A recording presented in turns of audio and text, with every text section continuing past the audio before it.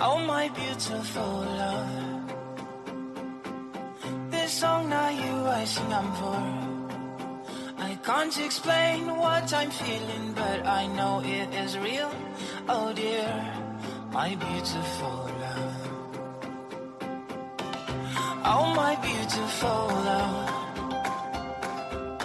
I beg you do make you come.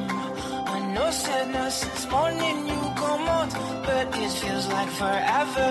Oh dear, my beautiful love.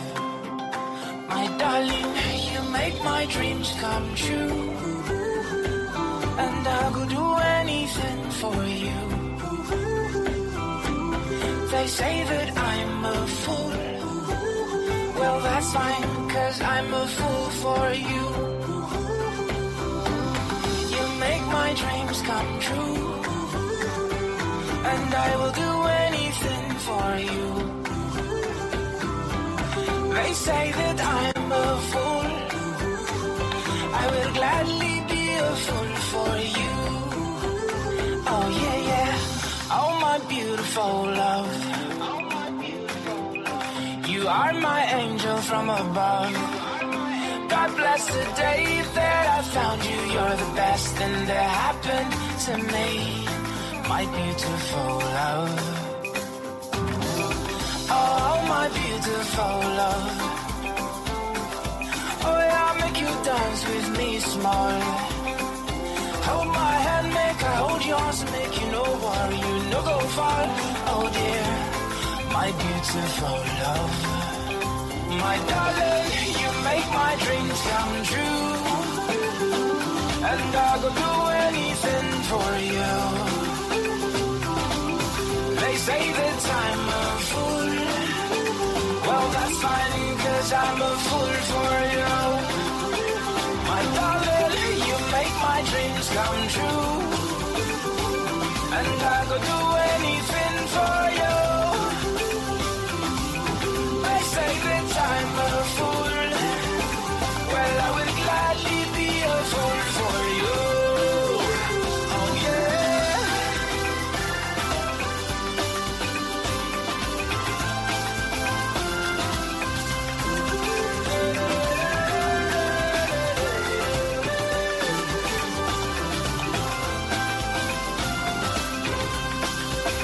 My darling, you make my dreams come true, and I could do anything for you. They say that I'm a fool. Well, that's fine, 'cause I'm a fool for you. My darling, you make my dreams come true, and I could do anything for you. They say that I'm a fool. Well, I would gladly be a fool for you. Hello, beautiful love. With you is where I belong. Every day and every night I cannot get you off my mind. So if you're calling me when you hear this song, would you please call me when you hear this song?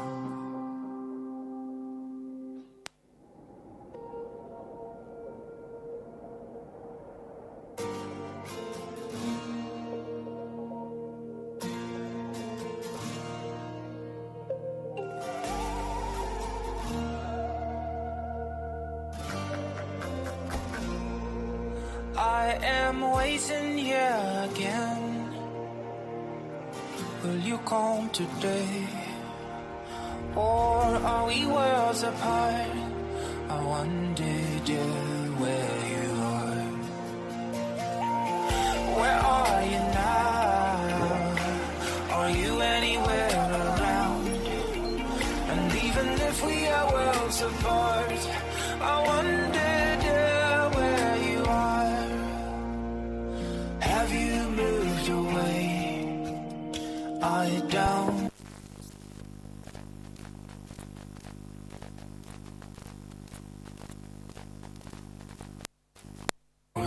Will you come tomorrow? No, no, it's not yes or no. Well, I don't know tomorrow.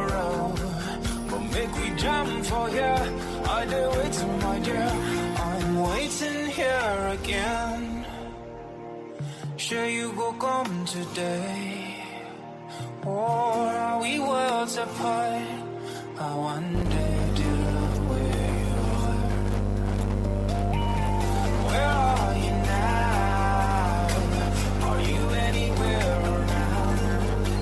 But even if we are worlds apart, I wonder, where you are.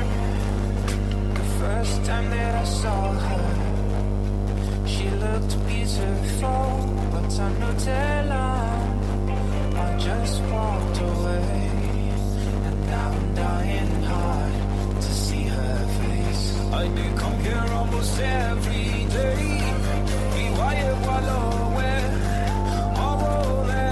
if I ever find you fair, I don't go ever let you go again.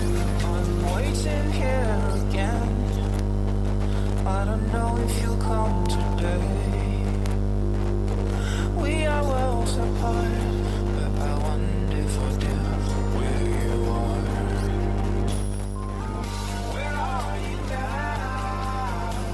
Are you anywhere around? Yeah. If we are worlds apart, I wonder where you are. I wonder where you are.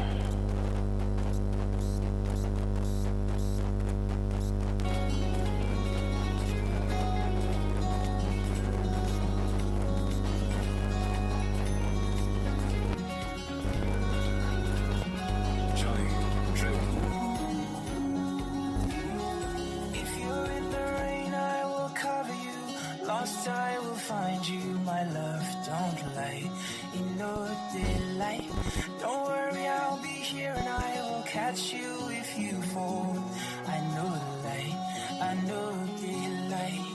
Give me your hand and I will show you which way to go. Let me be your guide. Hold on, don't be afraid.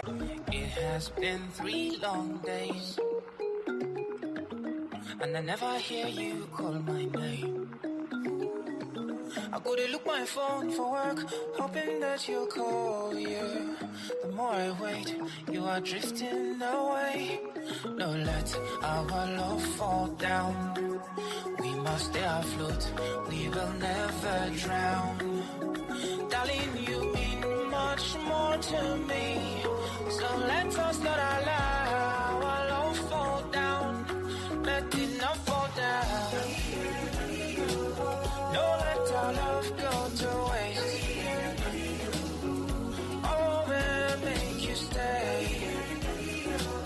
No, let our love go to waste. Yeah, no, let my love go to waste. No, let our love go to waste. Oh, will make you stay. Don't let my love go to waste. Yeah, don't let our love go to waste.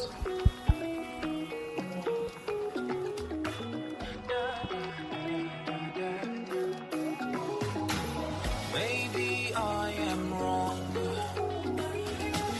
Maybe I should call. It no matter again if now you wrong. I go swallow my pride today. We no need to drift away. No, let our love fall down. We must stay afloat. We will never drown. You mean much more to me, so let us not allow our love fall down. Let it not fall down. No, let our love go to waste. Oh, man, make you stay. No, let our love go to waste. Yeah, no, let my love go to waste. No, let our love go to waste.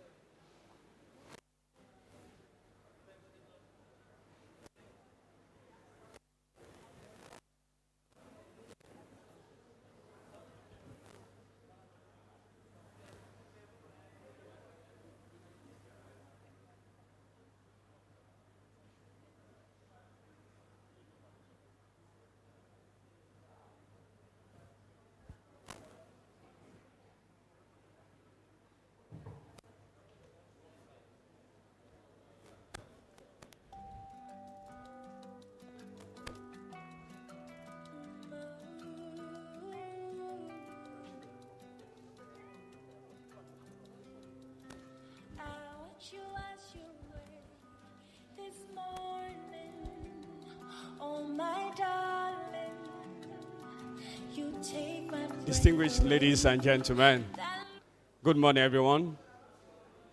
Good morning, sirs. Good morning, ma'ams. We're talking about workplace wellness. So if you are here and you are not showing us that you are fine, that means it's either two things are involved. If you are here and you are not smiling, two things are involved. One of them is possible that Tinubu is your president, or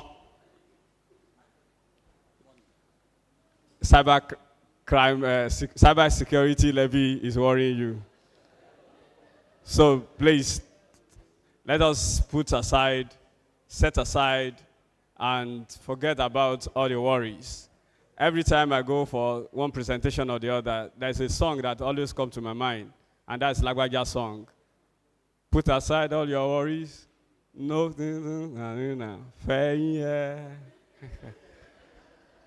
so please let us smile.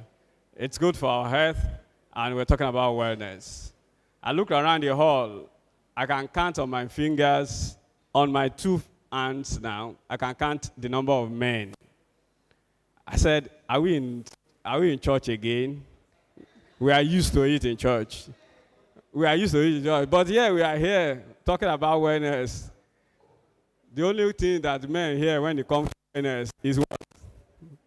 When you say wellness, the only thing men hear is money.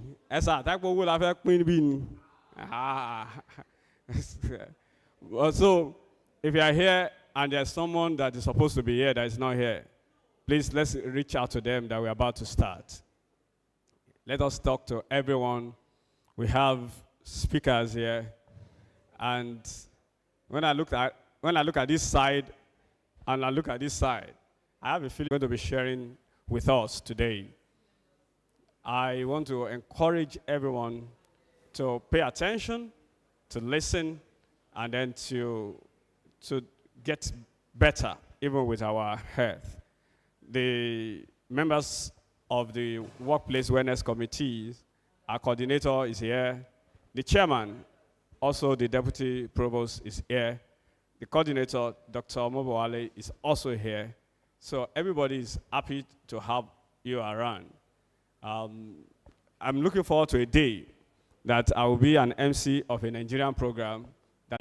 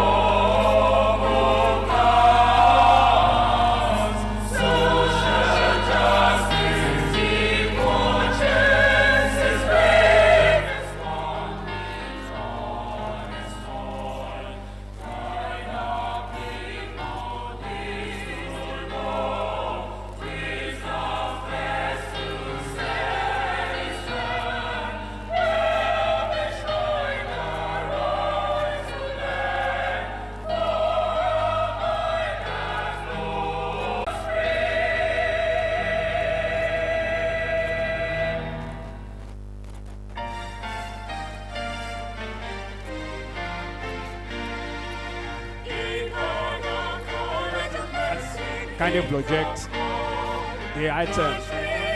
Let's project the lyrics.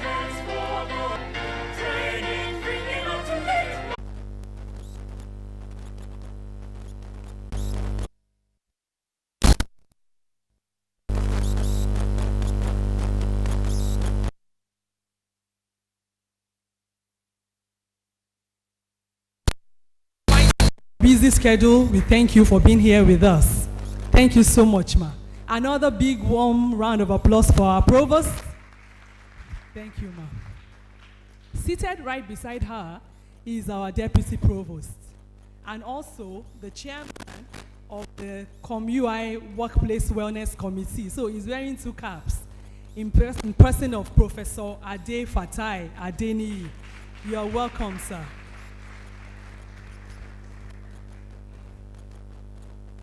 Thank you. And seated right beside him, still on this side of the eye table, is the secretary to the College of Medicine, University of Ibadan, Mr. Odedele. You are welcome, sir. Thank you, sir. And when Dr. Dada was speaking the other time, he said there's somebody that must be here because if he's not here, we cannot talk. You know, without money, we cannot plan.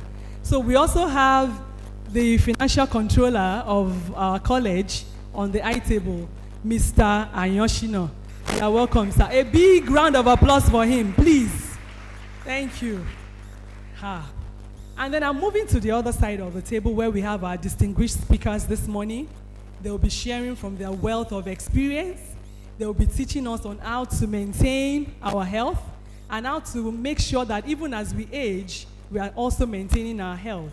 The first person I'll introduce is someone who also happens to be my oga, because before I moved to the college, I was opportune to work at the Geriatric Center as a hospital consultant, where he welcomed me and he taught me a lot in geriatric medicine. I'm talking about no other person than Dr. Olowookere, who will be, you're welcome, sir. Thank you so much for coming. He will be telling us on how to recognize the red flags of problems in aging. You know, since the day a child is born, aging process has started. And so he will be telling us about common health problems in older persons and how we can recognize the red flags. You are welcome, sir. Another round of applause for him, please. Because as Bashewa, gbogbo wa náà la máa dàgbà, àbí? Gbogbo wa la máa dàgbà. Amen. So we should listen attentively when he starts speaking. Thank you so much for coming, sir.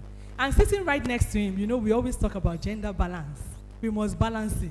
So we have our dear sister, Dr. ODUNAIYA. She's also a member of our wellness committee, and she will be talking to us about physical activities for the living. It's important that we know about all the physical activities we are supposed to engage in that will help us live healthily. So you're welcome, ma. Another round of applause for her.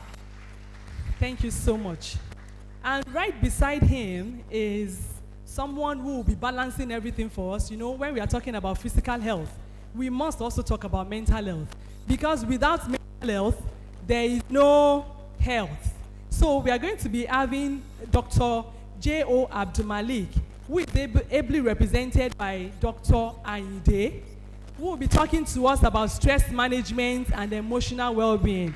A round of applause for him. Thank you, Dr. Anenih, for coming. We appreciate your presence here.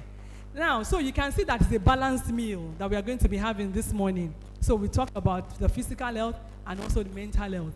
And also, shortly, we'll also be having a group of people from the University of Ibadan, Department of Industrial and Production Engineering. They will also be talking to us just for 3 to 5 minutes about ergonomics and wellness. When we say ergonomics, we are talking about the instruments that we use, the things we use in the workplace, and how we can make sure that these things don't lead to poor health. So we are in for a very great time this morning. It's going to be a time well spent, because by the time we are leaving, we'll be leaving with great nuggets that will help us to improve our health. And I want you to fasten your seatbelt and make sure that you don't lose anything. We're also going to be asking us about take-home messages and the one thing that you have learned. So please pay attention because you're going to be asking us. Pay attention and make sure you are grabbing at least something because you're going to be asking us to tell us what is that one thing that you have learned, and you're going to be getting rewards for it. Don't tell anybody that I told you. There will be rewards, okay? So please stay tuned and fasten your seatbelt. Before we go on, I would like to recognize in our midst also the Dean of the Faculty of Basic Medical Sciences, Professor Olowookere Odunola. She came early. She came right before we started. You are welcome, ma'am. We are happy to have you. Thank you so much. So without wasting further time, I would like to call on our MC. They've not introduced themselves. I should introduce them too. We have Mr. O.A.O. Olaomi, who is also a member of the committee, and Dr. Dada as our MCs for this program. Thank you very much. Thank you, ma'am. On this note, I want to invite the chairman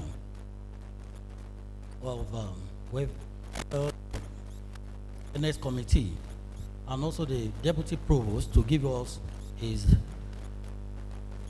opening address, chairman address.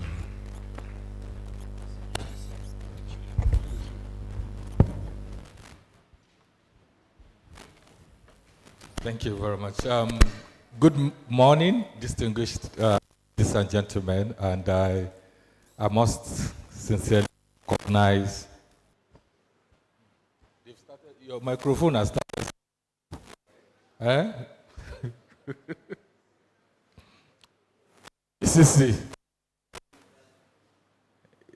Okay, let me see whether to improve. So, I must recognize the members of management and executive committee of the College of Medicine that are in attendance this morning, and I recognize all of them through the provost of the College of Medicine, the University of Ibadan, Professor Olayinka Omibodu.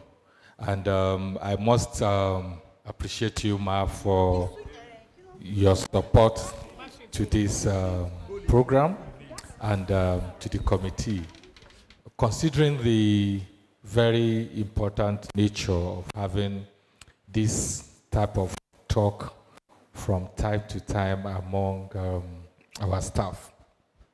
And I must also mention that the Wellness Committee, it's a committee that is saddled with the responsibility of coming up with programs that will enhance the living standard and quality of life of members of staff of the college, including the students as well. And this sits very well with the together agenda of the Provost of the College of Medicine, University of Ibadan. So on behalf of all staff, students, and management of the College of Medicine, University of Ibadan, I thank you so profusely, Provost of the College of Medicine, for ensuring that you give this committee the recognition it deserves in your together agenda that we have followed as a roadmap in the last almost 4 years. And in the next 2 months plus, the 4 years will be concluded. So thank you so much, and God bless you, ma. For our staff who are all here today to listen to these very important talks, I congratulate you because it is said that, well, although in Yoruba, and I must mention that, let me apologize ahead for those who will not probably understand what I have to say. But the Yorubas will say that ti ina ba njo eni to njo ọmọ ẹni tara ẹni la kọ́kọ́ máa pa.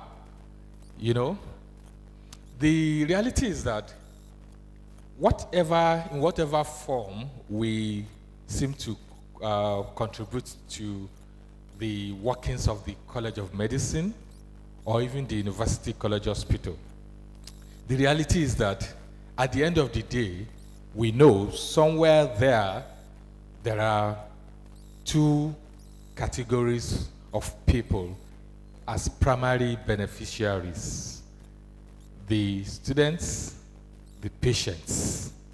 But in all of this, while we try to do whatever our daily routines are, the reality is that we need to stay well to be able to carry out our tasks.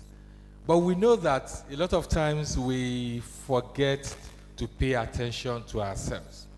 And that is what this whole seminar is all about. Just to remind us of our responsibility to take care of ourselves in the various ways by which we can do that. And that is why we bring in different specialists to speak to us. We had one last year, and there was a lot of talk about nutrition, about our heart, and so on. And today we have distinguished personalities that will be addressing us today, from taking care of ourselves into the elderly.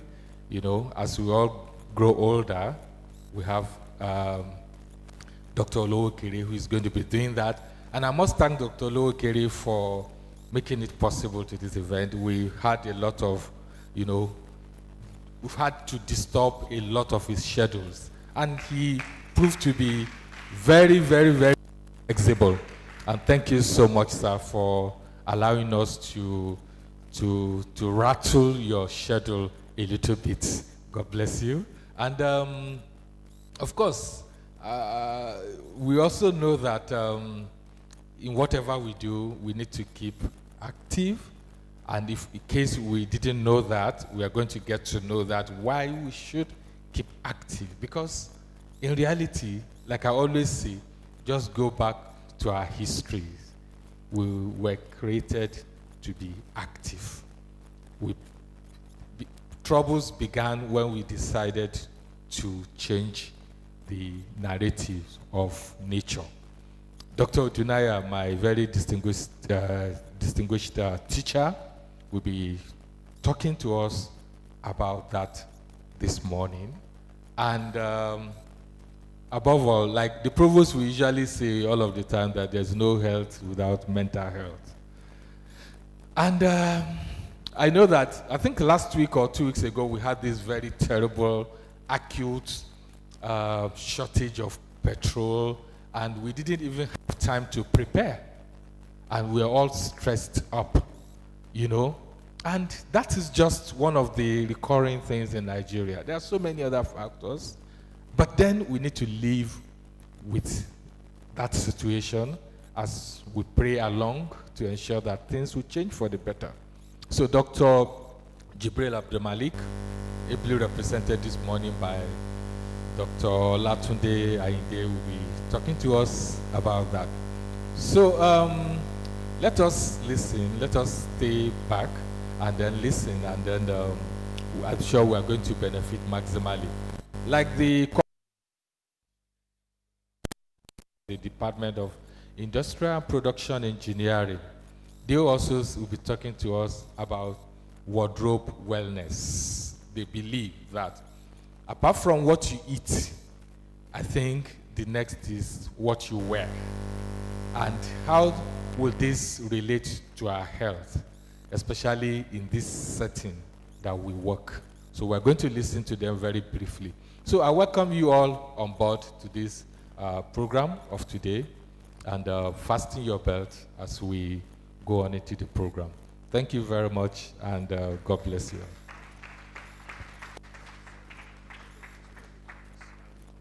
Thank you, my boss. Attention, the technical people. This microphone, it's seasoned, the one with the orange band, so take note of that.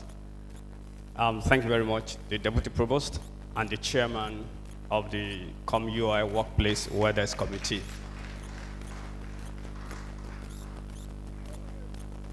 I was hoping that when the Deputy Provost was talking about the acute petrol shortage, that he was going to say there's a dump somewhere that when you bring your car, after this program, you go and collect some, maybe 50 liters. Okay, nobody's supporting that motion. Nobody's supporting. Let us, if you support the motion, say hey. If you don't support the motion, say nay. The hey have it. Okay. So Deputy Provost, take note. Herbert Hoover said, if you have wealth, you probably will be happy. And if you have health and happiness, he said, you have the wealth you need, even if it's not all you want. I know all of us want money, but if you have health and happiness, it's actually what we actually need, even if you think we don't want it. I look forward to a beautiful program here. But before we continue, let's listen to the Provost of the College of Medicine, the University of Ibadan, the first and the best, Professor Olowookere Omigwadun, as she gives her talk.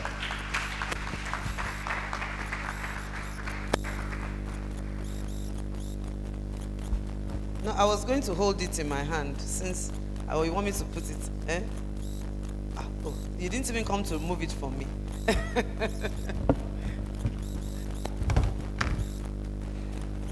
Okay, thank you very much. I was going to call the Deputy Provost back to take us through 1 minute of exercise. You are wearing canvas. I was ready and so on. Yeah, come back. 1 minute of exercise. DP. You wore jeans to work today. You are supposed to be in an exec.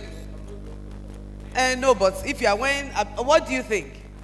If you are wearing, I thought that was going to be the main component of your, so yeah, go and do exercise. So, then we will do, yeah, lead us in, I'm ready. Yes, you wore canvas and jeans to work today, so.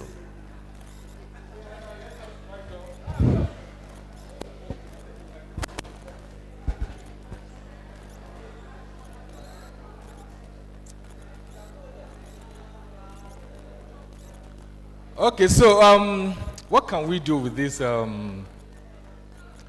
lecture arrangement? The arrangement of the lecture theater.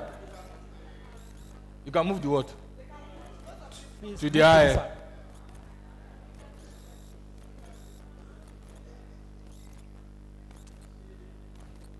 Okay, so just spread out so that your hands don't touch as much as possible.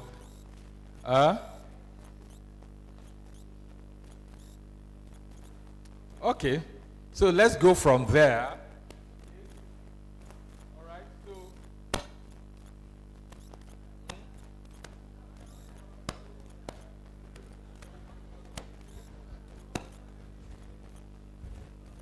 ten, 9, 8, 7, 6, 5, 4, 3, 2, 1. Okay, so let's go this way.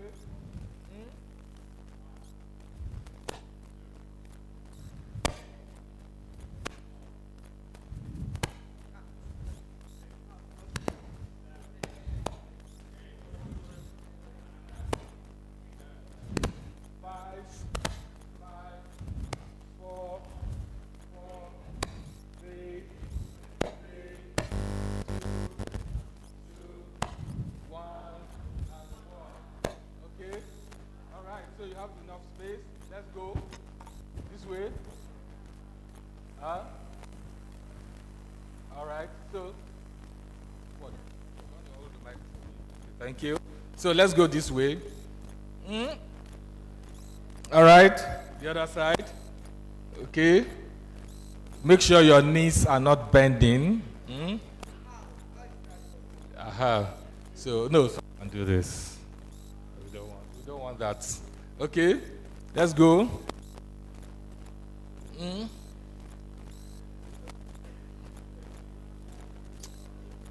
5, 4, 3, 2, 1, and 1. All right, so let's go this way. All right, now your knees have to go as high as possible, okay? Yes, let's go. All right. 1, 2, 3, 4, 5, 6, 7, 8, 9, 10, 11, 12, 13, 14, 16, 17, 18, 19, and 20. Now again, we'll go back this way. Same position. Hold it there. 1, 2, 3, 4, 5. Release. The other side. Hold it there. 1, 2, 3, 4, 5. Relax. Then go back again. Hold it there. 1, 2, 3, 4, 5. Next, again, go back. 1, 2, 3, 4, 5. Again, hold it there. 1, 2, 3, 4, 5. Again, hold it there. 1, 2, 3, 4, 5. Good. Now, Kotito, can you turn this way or that way, but not facing me? Just do a left or a right turn. Just whichever one you like, left or right turn. Okay? Yes. Now, okay. Halfway. Then hold. Then let's go. This way. Are you ready? 1, 2. Gently. 1, 2, 3, 4, 5. Then hold it there. Come back up. Then swing it back. Okay. Now again, back.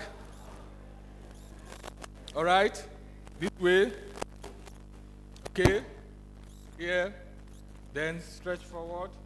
Then go. All right. As far as you can go. 1, 2, 3, 4, 5. Then let's go again. Back. And back. One more time. From top. There, sideways, then come to your waist, then relax it, then go this way forward, then let's go down. Okay, then come back again. BCC, can we dance?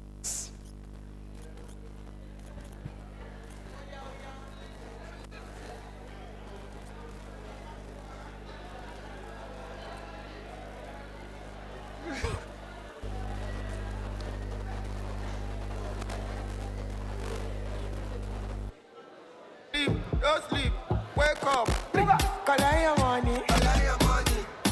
Wake up. Collect your money. trendybeats.com. Go get the moolah. Wake up. Bonito kala. Kala ko yellow dilla. Don't walk, you don't try. You supposed to be jai. Kilo come, me come, person matter, person we don't mind. On when I land softly on the sofa floor. So far so good, koni bajo. Let me see you, oh lo lo. Let me see you, oh lo. Bukao, let me see you, de buga, oh lo. Let me see you, oh lo.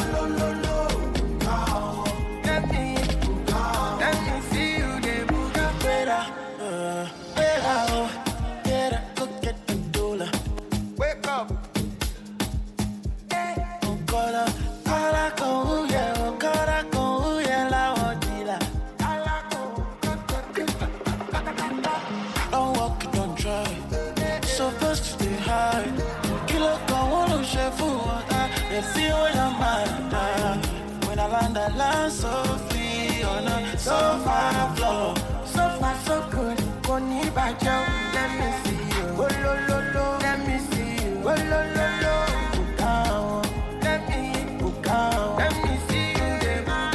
Oh lo lo lo, let me see you. Oh lo lo lo, Bukao, let me Bukao, let me see you. Oh lo lo lo, let me see you. Oh lo lo lo, let me Bukao, let me see you.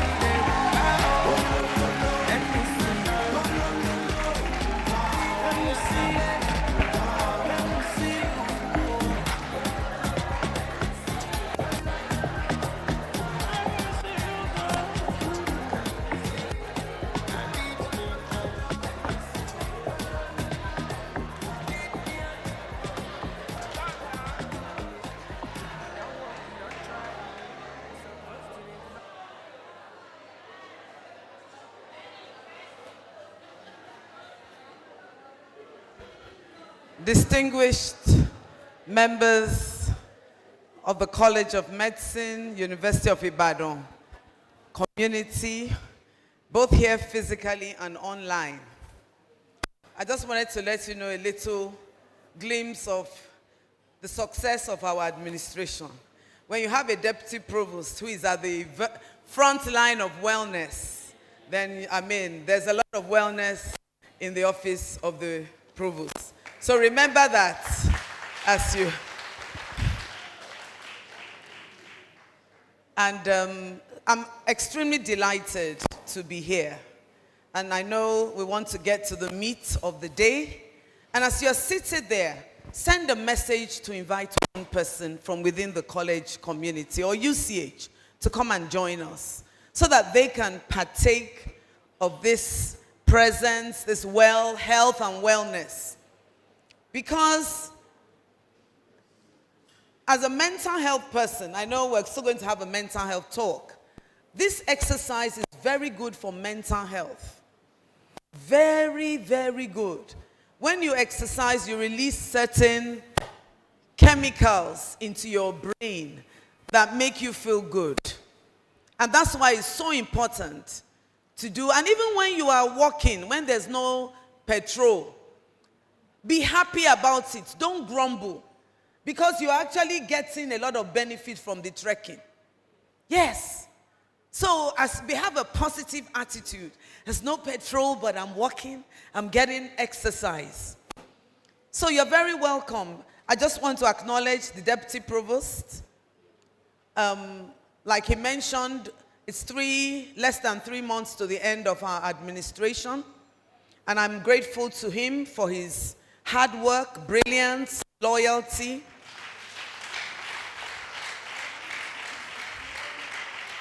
And indeed for promoting wellness in the College of Medicine by his attitudes, his behaviors, and so many other virtues that God has given him that he has used. And of course, one of them is to be chairperson of this wellness committee, the College of Medicine Wellness Committee.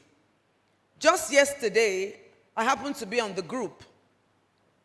Dr. ODUNAIYA, the coordinator, Dr. Omobowale, where is she? Outside, okay. Had mentioned that everyone in the committee should come and make sure we have a good day. And Dr. ODUNAIYA said, this may be our last outing. And we will do well.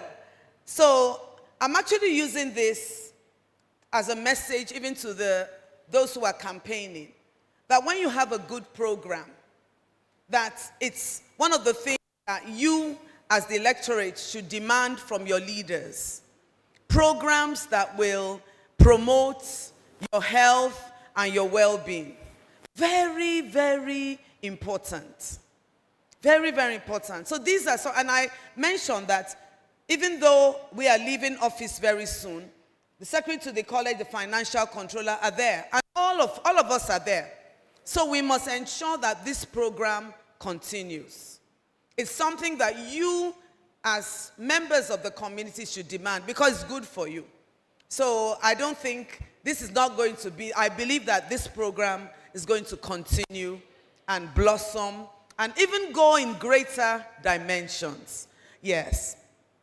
So I want to also challenge the secretary to the college, as I appreciate you, Mr. Emmanuel Odedele, for your excellent work since you arrived, supporting leadership, teamwork, doing so many excellent things. Because, you know, actually, this program is linked to the capacity building, because we are building capacity. So thank you so much for all you do. And we're handing it over to you so that you can hand the baton. And also, I was told this morning that all the money we needed for this program was released. Yes, it is a landmark occurrence, because in the past we had to look for money. But this time, the money was released before the program. Thank you very much, sir. I'm grateful. Thank you so much. And of course, I must acknowledge members of the executive committee who are here. From the most senior faculty, we have Professor Olowookere Odunaiya, Dean of Faculty of Basic Medical. You always come early for programs. I will listen to your secrets after this, what you do. But I know that even as you are a distinguished professor of biochemistry, that you'll be wondering, I know you'll be linking the exercise and everything you're hearing to all those metabolism. So maybe at the end of it, you will summarize for us. Thank you so much for being a blessing. And of course, Professor Adeyemi, you are representing the Dean of Dentistry. Yes, thank you so much for being here and for being a blessing. And of course, I must acknowledge all members of the committee. Members of the committee, can you stand up for acknowledgement? And of course, Dr. Moboale should be in here. It's important that even if you are coordinating, you should participate of the good and the things that are going to go. Yes, so thank you so much. I'm very, very grateful to you. I thought you would give me a nice smile. When I said what you said yesterday, your face, there's nothing, it's a good thing I said, because it's going to make sure that the incoming provost continues this program. So thank you so much. So I'll introduce you first. I'm so grateful, Dr. Unze ODUNAIYA. I'm looking forward to your talk. Let me see the batato. I'm in sandals today. You're in sandals today. Okay. So let's brace up. Because normally she wears 6-inch stilettos. I will not even try it in my life. So thank you so much. You're going to be taking us through things that you are an excellent specialist in. I look forward to listening to you. And also thank you so much for leading this College of Medicine ceremonial committee throughout our administration. And God will continue to bless you. And I believe you will do it some more, and then you'll hand over to, because a leader must have a what? A well-trained successor. That's leadership. That's leadership. God bless you. I'm grateful. And of course, my brother, Dr. Femi Olowookere. You are in old age, and you're also in adolescence. Which one are you doing? Because adolescence is an aging process. Yeah. I've known him for many, many years. And he's a very distinguished brother. Somebody who is brilliant, with foresight, vision. And currently is the head of the Geriatric Center. But he has also worked with me in the Center for Child and Adolescent Mental Health for many, many years, teaching on adolescent health. So we have a lot to learn from him. And he's also written books. You didn't bring your books. Oh dear. But you can talk about some of your books, about all these things about aging. And he was sharing some, now we are living longer. And Lord, we all pray that we will live long in health and strength. Amen. But we need to know the tricks to living older. And the other day I was discussing with him. I have an aunt who is will be 98 years old this year. I'm sure you may know her, Professor Adeton Felicia Ogunsheye, Nigeria's first female professor. And, he was telling us that at that age, you don't give her food twice a day. I didn't know that. Because that's what she was wondering. She will eat once mid-morning and in the night. He said, no. Mr. Babatunde, unless it's an acute emergency, when I'm talking, just have patience. Thank you so much. And what he said was that you give her little small meals, about 5 or 6 meals in a day. You know, little things when you are caring for your elderly, because she cannot consume much. And then dehydration. But don't let me give you a talk. But I've been learning from you, and I'm so grateful that you're here today. And thank you for reorganizing your schedule to be with us. God bless you. And of course, my namesake, I think your other name is Olayinka now. Dr. Olayinka Ayinde. Thank you so much for all you do. I've always known you to be somebody that's very brilliant, somebody that has great ideas, somebody that by the grace of God, you will go places and do awesome things. So I don't believe it's an accident that you are here. The only thing is that Dr. ABDULMALIK should have told us in time, so we put your name on the program. Because this program has gone all over the world. We shared it on over 70 alumni platforms. So when you come out, they will be thinking you are Dr. Jibril. So tell him that next time he should tell us in time so that we can change the name and send out it's very, I think particularly now this internet age, it's always important to have, because people, before you know where you are, people will take your photo and put it against and they will get confused. But I'm looking forward to hearing from you. Thank you so much for being a blessing. Thank you so much.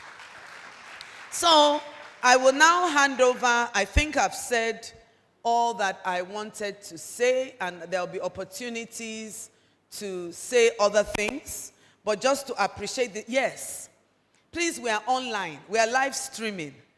And you cannot see the video because it's now being controlled remotely. So you may not know, like somebody who may be chewing. I'm not referring to anybody. And then the video person will just zoom in on you. You wouldn't know. Or you may be whispering. So now, you know, we are trying to upgrade this place to a world-class theater. So now the cameras are around and they can turn in any direction and whatever okay, they're not showing it yet. So I was told that we need to let you know that we are live, we are online, we've been online, the exercise, everything is online already. And the program is going to be online live streaming. So just for us to know so that we get used to it. So on that note, you're welcome and God bless you all. Thank you so much.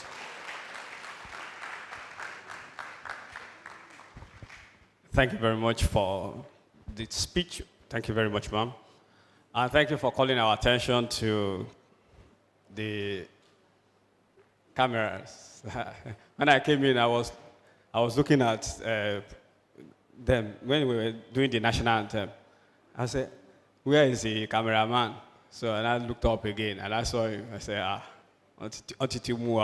monitoring spirit. You know, I usually tell people, you are praying against monitoring spirit, and you are using phone. As long as you are using phone that is a smartphone, and you put location on, they know where you are. For those of us that know, they know. Everywhere you go, Google Map is helping you to record it. So don't start praying against monitoring spirit again if you want to use smartphone. Now, let's go to the meat of the event and the business of the day, as we usually call it. Thank you for the exercise, Professor Anenih. And when I saw the boot, the sneakers this morning, I said, this is my Oga and wonders. So, and I know why. And I like the way the provost challenged him to show. And you know, there's a proverb from my in-laws. It says, somebody who does not have money, that will say, you did not tell us that you were coming. But when you have money, as you are coming, you say, we knew you were coming. And then there will be a lot of food for you to eat. So my Oga is a gudu or feedback on to Rasile. It didn't come to him as a surprise. It's in the blood. Thank you, Professor Anenih. Thank you, Dr. Olowookere. I have listened to the accolades about you, and it is good time to listen to your lecture. Permit me to welcome, or join me to welcome Dr. Olowookere, common health problems in older persons, recognition of red flags. Thank you as you give your lecture.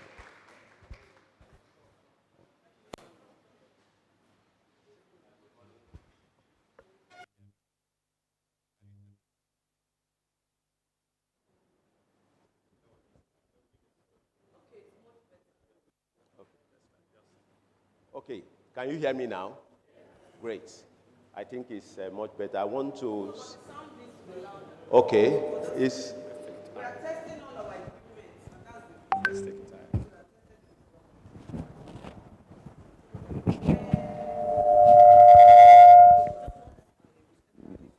It's off. It's off.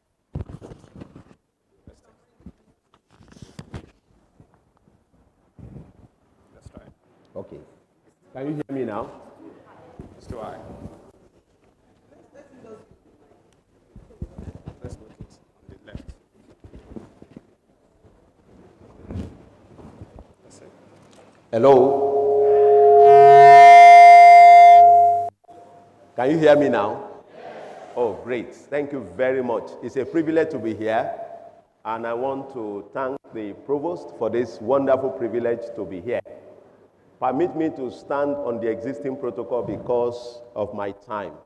I'll be quickly talking to us about what I call the common health problems in older persons, recognition of red flags.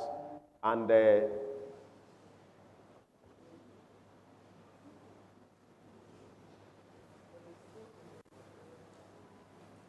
are the IT people?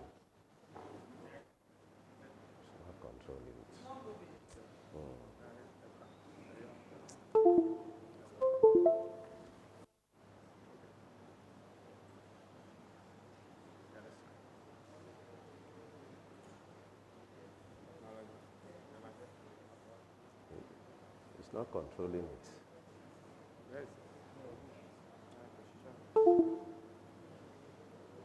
Okay. Oh, thank you. Thank you. That's my outline, and by way of introduction, older people are a unique subgroup of adults in a population. And number one is that not only because of their advanced age, but on account of a variety of physiologic, social, and demographic changes that have occurred in them. And it's important that we know that old age is associated with diseases. And I put it in red. If you see it there, it is not the cause of disease. Please note that very well. Old age is not the cause of disease. You had 95, 98, we had 100-year-old that have no cognitive impairment. So old age is not a cause of disease. There is what we call heterogeneity of aging. And this is common among older people as they age. So their physiological changes will vary at different rates. So health problem in one body system in an older person, they have negative effect on the other parts of the system. And so with advancing age, that is age 30, there is decrease in what we call the physiological function. Now, looking at this definition, the WHO ascribes 65 years and above to somebody who is an older person, and the United Nations General Assembly have adopted 60 years and above. Why? So many factors, but one of these is the fact that in this part of the world, we have low life expectancy. And so, quickly, because of time, I just want to let us know that aging is a continuum, but the care of older people is also a continuum. We have what we call the acute, intermediate, and the long-term care. In the acute phase is what you see like in the geriatric center. When they are sick, they bring them there, but it doesn't end there. Then that's the mistake. Unfortunately, that aspect of the intermediate care, where you talk about what we call rehabilitation. Let me summarize it like that. Rehabilitation, occupational, speech, what do you call it now? Physiotherapy. Every aspect of those rehabilitation comes under the intermediate care. Unfortunately, that aspect of it is not always taken very seriously for the care of older person. And the last stage is what we call long-term care. Now, by way of demography, by the year 2025, the world will host 1.2 billion people, who are age 60 years and over, and rising to about 1.9 billion by 2050. And by 2050, 1 out of 5 will be 60 years and older. And by 2150, 1 out of 3 persons will be 60 years or older. And this is from the National Bureau of Statistics. And also, we have found out that the percentage of older people is approximately 5% of the total adult population or total population of the country. Now, let me just quickly show you this graph. This is very clear, and I believe you can see very well. If you look at this functional capacity against age, we have what we call the early life, the adult life, and the older age.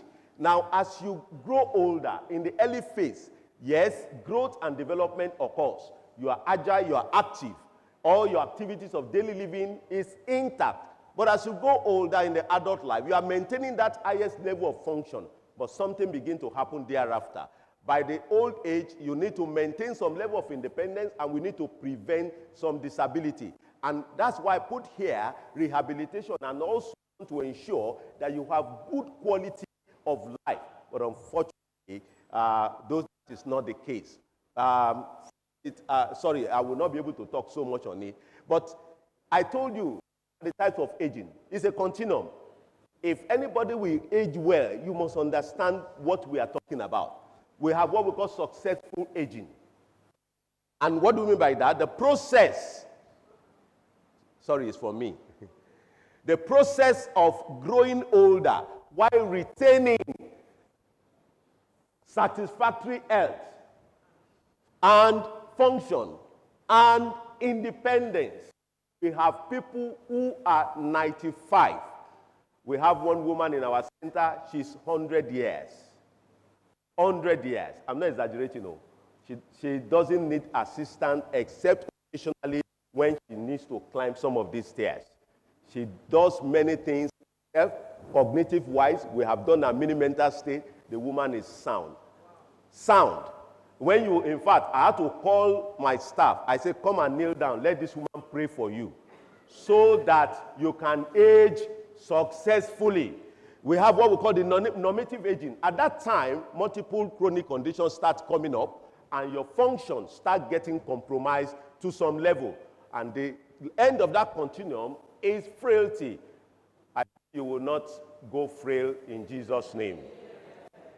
Severe decline in cognitive function and also physical functioning. They begin to lose some independence.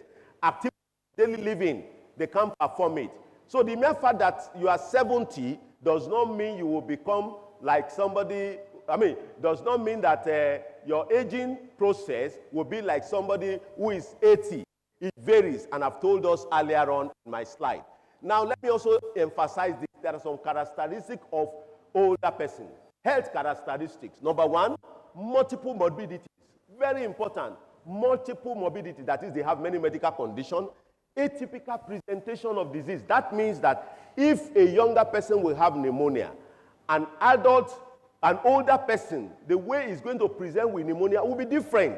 You might not see the fever, the cough, and all the other symptoms that you will see in a younger person. And we call it walking pneumonia. It comes into your clinic, it's fine. But this person has pneumonia. So I just gave that as an example. The other one is multiple pathology causing a particular disease. There's something we call acute confusional state. Delirium. I don't want to use that terminology because of the mixed audience. Acute confusional state. Many things can cause it. Let me stop there. That could precipitate it. The provost on it. Dehydration in the older person will make them to be confused. You just see that they are very confused. And when they come to the hospital, just rehydration, they thought you have performed magic. And what happened? One of the precipitating factors was taken care of, and that woman is fine. And it's as simple as that in managing them. Prolonged hospital stay is an issue. More complication arising from diseases, that is already well established. And poor recovery from diseases is also well established, and they have a lot of deranged factors, social factor, especially in this part of the world. People are traveling out of the country, 5 children, all of them are abroad. The father, the mother, they are here, and they are old. Who takes care of them? It's an issue. Now, quickly, common health problems. Number 1, multiple diseases. I've mentioned it, hypertension, diabetes. Number 2, cognitive health, dementia, delirium. Number 3, mental health, depression, anxiety, and physical injury. That is very common in them. Infection, UTI, pneumonia, malnutrition, sensory impairment. These are all things that can precipitate acute confusional state in an older person. Excuse me. Oral health and substance and medication abuse, very common in them. Incontinence, instability, falls. You can see what I showed there. Very common in them. Falls, and immobility. That's arthritis. I wrote a book on that. It falls in an older person, which is very common in them. And unfortunately, people don't take it very seriously. Now, all the things I've mentioned, geriatricians summarized it under an umbrella, and we call it geriatric giant.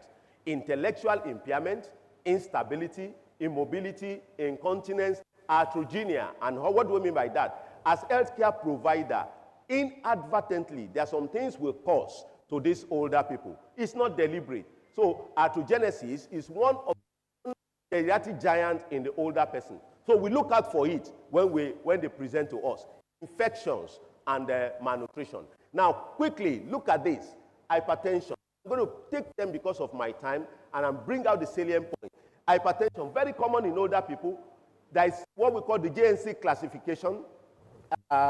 They have told us, as of 2016, we take hypertension in an older person, 150 for them. But let me tell you, I don't say, oh, I'm not old. The essence of this presentation is for you to grow older, and I need to grow older. So begin to understand some of this, and they are also around you. Check your blood pressure. It is studies have shown it's increasing. I've just put that slide there to show us that it's on the increase. And also, look at this slide, blood pressure against age.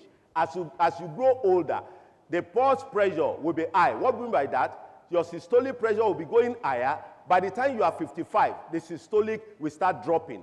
And so the gap between your systolic, that is the one on the top, and the diastolic, the one that is measured, that is down, will begin to increase. So it's a challenge. And when we notice that, we take care of it. So it's a silent, it's often very silent, which we know very well. Only 1/3 are aware that they have hypertension. I don't know how many of us are here now knows our blood pressure. If you ask me any day, I can tell you my blood pressure. I can tell you, I do my regular checks because I know that those are things that could help us. I want to encourage you. Do your regular check. The money you will use to buy should be. Are you listening to me? The money you will use, before you celebrate your birthday, do your medical checkup. Before you celebrate birthday, do medical checkup. Only ones are compliant with medication, and older people may forget to take medication because of earlier things I mentioned. And also, there are complications like stroke, heart failure, kidney, and many other issues. Now, look at this slide. Now, this slide is very important to me. You see, in the management, this lifestyle is what you must. We have done part of it today. I have counted my steps today. I've looked at it, and I was so happy. It's already 2,400 and something. As at this morning, my target is 1,000. That means I will look for everything to make sure that I achieve that target. So lifestyle is very important. Exercise, diet, weight reduction, alcohol moderation, smoking cessation. I put this one, 2021. We had the privilege to interview some octogenarians and nanogenarians. We want to find out what are they doing that is making them, of course, we know what the books have said. Let's do some interview and find out from these people, what are you doing that is keeping you? Afe Babala is one of them. Afe Babala is 93, going to 94. And that man, what he does, I am not exaggerating. Many of you seated here, you can't do it. What Obasanjo is doing every day, he wakes up. He gave me the permission because we're going to publish it very soon. He wakes up 3:30, goes to bed 8 o'clock. Your question is that you don't listen to news. He himself is news. So what do you want to? It's news now. Obasanjo is news. So why do you want to listen to? What news does he want to listen to? When he wakes up, he will do his exercise. Many of you don't know this. He exercises from 3:30. He goes to start exercise 3:30, and he does it for like 2.5 hours. Many of you cannot do that. He still plays squash. If you play squash with him, he will beat you. And that is the truth. How old is he now? He's 87 years. And what he does, you'll be wondering, he's been diabetic for over 40 years now. Over 40 years. His sugar level is well controlled. He showed me everything. So it's against saying. And he is the one that owns this acronym that we're going to put in that paper, DREAMS. D is diet. He used it to, I said, oh, that's an acronym. He said, what did you call it? I said, an acronym, sir. You know, he said, I use it to remember. Diet, rest, exercise, mental exercise. Mental. The man reads voraciously. He writes voraciously. He does those things. He's helping his cognitive sense. And also medical checkup. He does it twice in a year. And also social interaction. Now, look at us here now. A lot of people don't know the advantage of coming together to sit down. We have danced. We have done many things. They want to sit down in one corner. And, excuse me, their age, when those people age, you will see that their age will be different from the way you age. When you say interaction, they say, what are they going to talk to us there? I don't need it. I don't need, let them go and be talking about it. Don't create that habit. I'm not emphasizing, those are just medication. Now, the issue of economy burden, please, is a challenge for the management of this group of people. In 2012, when the Geriatric Center started, through the effort of the former CMD, Professor Tim, we were able to start, we initiated it, and we were able to start the first insurance scheme for these older people. And we had the opportunity to present in Abuja. Today, the government has adopted it. We were telling them to pay 18,000 per year. Unfortunately, most of these healthcare insurance don't understand that older people have multi-morbidity. They thought it's only hypertension. It doesn't know that one older person can have hypertension, diabetes, glaucoma, osteoarthritis, and many others. It doesn't know that. So we have to explain to them. So that's it. So most common medication used in them is what we call water tablet. And the prevention is the key, very important. Now, diabetics is also what we all know. But I want to emphasize that most of the common symptoms that we all know is excessive thirst, excessive urination, excessive eating. Please, all those ones like confusion, dehydration, those three ones, the first three, you might not see them in older people. As the classical symptom may not be present. You might not see them. Watch out for the following. 1, cognitive impairment, depression, polypharmacy. When they are they are on many medications because of their many medical conditions. False. It might just be falling. That's the only thing they notice and they bring to the hospital. You will discover that patient that baba is diabetic or that mama is diabetic. Frailty, functional disability. Treatment, lifestyle modification. I put it in red. Is the key. Oral medication is there. Insulin. We had a number of our patients who are the privilege that can go abroad. Their children take them abroad. They do their insulin level. That is the hormone that helps your sugar level to be controlled. They discover that their body is no more producing insulin anymore. When you grow long enough, your body can experience some of these challenges. But I pray that will not be your portion. 56% cope with great difficulty, and only 7% had their own glucometer to test. If I ask you to raise up your hand now, how many of you have glucometer? You will discover that you will never, most people don't have. But he has a car of 5 million. But he doesn't have a machine to check his sugar. It's a disaster. I pray God will help us. Cognitive health, dementia. I'm not going to say too much on this, but just to emphasize the fact that this is a chronic memory loss. It's a challenge in the older people. Difficulty to perform learned tasks. Inability to perform a previously learned motor action, what we call apraxia. Things they have seen before, they find it difficult to recognize it when you show it to them. And sometimes they cannot speak, they cannot talk. They'll just be looking at you. And they have impairment of what we call activities of daily living, which is also very common. Inability to groom themselves, eat themselves, sit, move from point A to point B within the house, and also continence. Those are challenges. Those are just the brain. You can see severe Alzheimer's is the commonest. That's how the brain is shrunken in this group of people. When you see, what do you call this thing now? What do you call this? Walnuts. Dry walnuts. You shake it like this. That's how the brain of an older person looks like, you know. And when you see it, yeah, it's very true, man. That's how it is. That's why most time we have a number of them that present with bleeding in the brain, subdural hematoma. For slight, just small thing, they say, Baba Ufurigba, Baba Oshubo. By the time high index of suspicion, that's what we as geriatricians are trained to do. So we do CT, and we have picked a number of them. Thank God for our neurosurgeon. They have responded, and all of them have survived. None of the ones we picked had any untoward side effect. Many of them survived because they had the borehole done. And why? High index of suspicion. Just because those small tilts will affect their brain. Dementia is not a specific disease. One thing I want you all to know is that it's a general term. It's loss of cognitive function, things like thinking, remembering, and reasoning. Those are simple enough for us to understand. And to such an extent that it will affect their activities of daily living. Some people with dementia cannot control their emotions, and their personalities, may even change. And so you see them behaving, somehow when you see them. Some people wonder, is that part of memory impairment? That's why I'm putting it there. Dementia ranges in severity from the mildest, when it is just beginning to affect the person's functioning, to the most severe stage, when the person must depend completely on others. And also, let me also mention this. Though dementia mostly affects older people, please, it is not part of normal aging. I've told you we have older people that don't have it. Many people live in their 90s and also beyond without any signs of dementia. Group of thinking and social symptoms that interfere with daily function. Now, this one, the only thing I want to mention here is acute confusional state. And we have this thing. You can sudden onset and fluctuating, tension, disorganized thinking, altered level of consciousness. Those are very common in this group of people.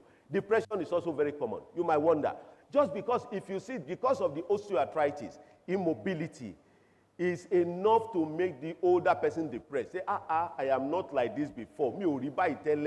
That is enough to make them depressed. They become sad, loss of interest in what they do, enjoy before, guilt, which is very common in them. Some of them remember what they have done in the past, and they felt, I shouldn't have done this. Loss of energy, increase or decrease appetite, agitation or retardation, and suicidal idea. Physical injury. You see, when I came here, I saw the carpet that was put here, and my mind told me that somebody is likely going to fall here. Yes, because it's not firm on the ground. You might think you are young. You can imagine if an older person come on top of it. Look at what I've shown here. Most of the rocks, most of the accidents that we see, we are the cause. We want to beautify our home for them. We want to make them happy. You go and change their natural habitat. Change the tiles to a very slippery one. Small water, one child, pour water. Baba did not know. He goes there, slipped, and that's the end. And so, trip or lightning, you must make sure the home is well lit for them. Inappropriate flooring, I've mentioned that. Outdoor accident, we don't have signals to show us that this is an older person. In developed world, we'll get there. You will see that sign. Once you see it, you will park. Some of them will go like this, so it will turn back. He will forget something. He will go again. He will drop something. He will turn back. I'm not exaggerating. Those are things that happen to them. So whether you like it or not, you wait for them. But in this part of the world, they run over them. And a number of them are brought to our emergency unit. They misadventures. Infection, very common. I've emphasized that. Pneumonia, UTI, gastroenteritis, and many others. Now, the one I want to emphasize here in the UTI is the fact that it could be symptomatic, it could be asymptomatic in this group of people. So they might come with symptoms, and sometimes they might not be symptoms. And one of the problems, as stated with some of this is, some of them have prostate enlargement, they have diabetes, and many other medical conditions. Many a time, what precipitates them from coming to the hospital is infection. Some of them that don't even know that they are diabetic. By the time they have one form of infection or the other, they come with that. They have poor functional status, and a lot of antibiotic abuse is common in them. Sensory impairment is an issue in an older person. visual hearing impairment, or it could be both.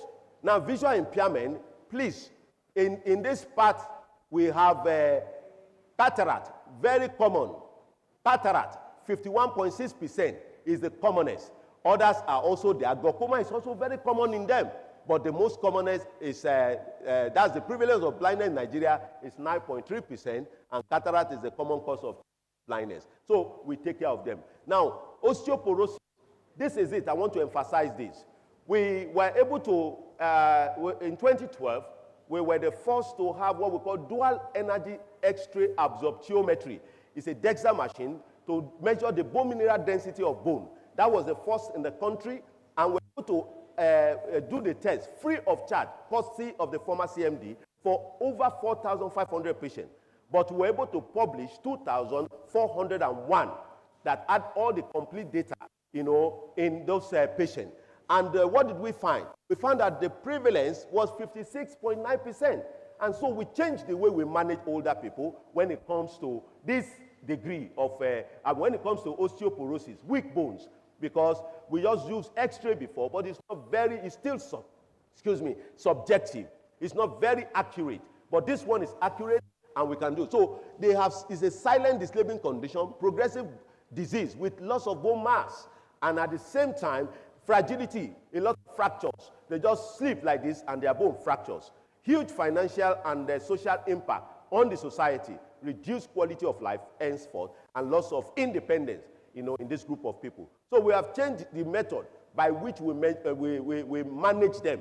We have had them on medication. Don't bother about all those words. Just to let you know that we are moving on, and we're able to change the way their way of life. Now, prostate is another issue in them. Most importantly, common one that we see in this environment, benign prostatic enlargement. And for older people, for you at this age, start doing your medical check. I want to appeal to you. Do your medical check. I will say it again. Before you celebrate your birthday, go and do your checkup. Any money anybody gives you, add it to the one you want to do. The investigation you cannot afford, add it to it. Because insurance does not cover everything, but you can take care of yourself to prevent those issues in old age. So we do treatment of this cancer, prostate cancer, is very expensive, especially in this part of the world. Screening, when you do your digital rectal examination, ultrasound, they will help you to take a decision. I'm gradually winding up. Where are people likely to fall? There is a study that found out that women actually fall in the afternoon. Most older women, they fall in the afternoon. You can begin to observe it and come and say whether maybe you might tell us another finding. But that's what studies have shown, that they fall in the afternoon, older women in particular. But most of the time, 60% of the women, they will fall, of older people fall at home. Nursing home, just 10%, and in public places, they fall 30%. Now, consequences of falls, mortality, that is number one. A number of people have fallen and they have gone. Number two, morbidity. They could have fracture. We have a number of them that have had fractures of the hip, which is the commonest. Fracture hip, head trauma, and some of them have developed subdural hematoma. They bleed into the brain. And joint distortion and dislocation, loss of confidence, that is, fear of falling. You see an older person, he will be walking like this, and they don't look up, they will be looking down. The essence is that they don't want to fall again, especially if I had an episode of falling. So he was gradually and is looking down. And also, restricted activity. Prevent them from moving. Just want to let us know, there's what we call get up and go test. You can do it. We tell people to sit down, get up, and walk 3 meters, turn around. When you tell an older person to go, when he's going, he's doing like this, he's doing like this. When he wants to turn, are you watching me? So it takes a long time, when he does that, he balances like a plane that wants to take off. Then he will now start moving again. So he does that. So we do that test. Once there's a way we measure it, and it helps us to determine whether that person has a tendency to fall or not. And so, in conclusion, I want us to take care of the red flags. All those red flags, all those common things that I mentioned. Hypertension, diabetes, osteoarthritis, time with Femi, I didn't go into the number of them. You know, all the geriatric giants that I listed, they are key, and let's take note of them as we grow older. And prevention is the key, but the question is it too late?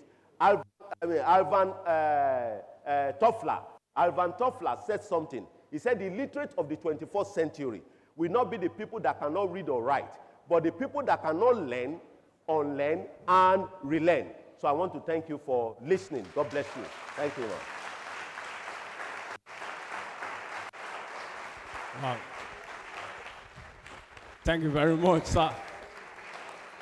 Thank you. Thank you. Thank you. Again, whenever a lecture like this comes up, I would say two things are involved. It's either for those of us that have older people at home, and for us too, who are open to become old. Is that not correct? Some of us, as we were listening, you were thinking about our parents at home. Some of us, as we are listening, we are also thinking about ourselves getting old. Dr. Olowookere, on behalf of everyone, we say thank you very much. A round of applause. In order for us we want to have all the lectures together, and then we'll have the questions together. Now let's write those questions, let's scribble them so that easily we will recollect when it's time to ask.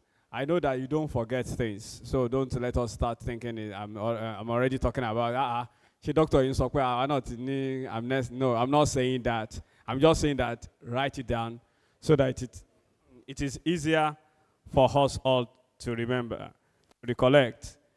Dr. Olowookere, later when we are discussing, I will be collecting your wristwatch so that I can also be taking care of my own walking. How many of us have such smart wristwatch with us here?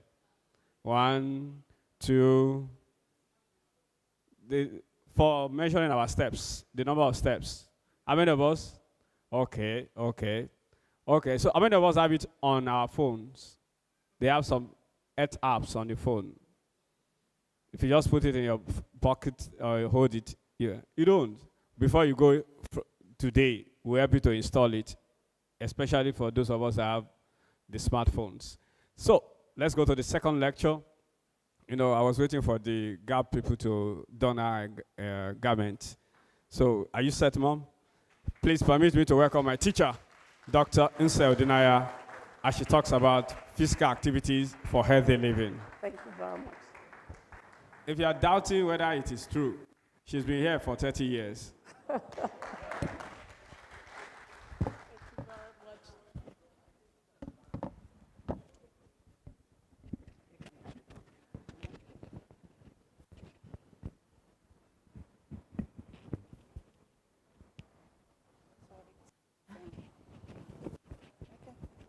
Wait, I can go now. Good morning, ladies and gentlemen. It's exercise time. Are we hearing me? Are we hearing me?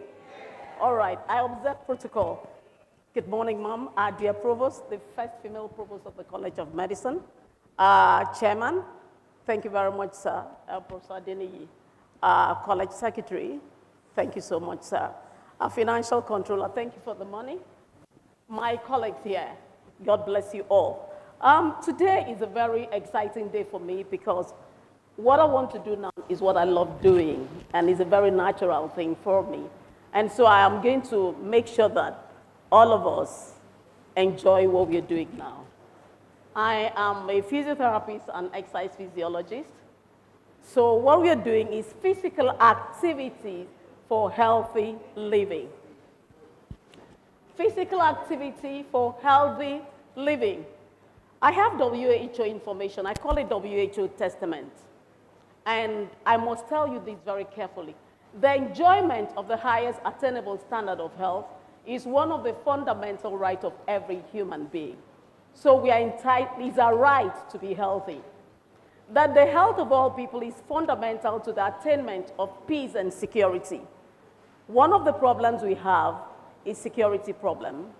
And if we must live in peace and security, all of us must be healthy, and that will help us.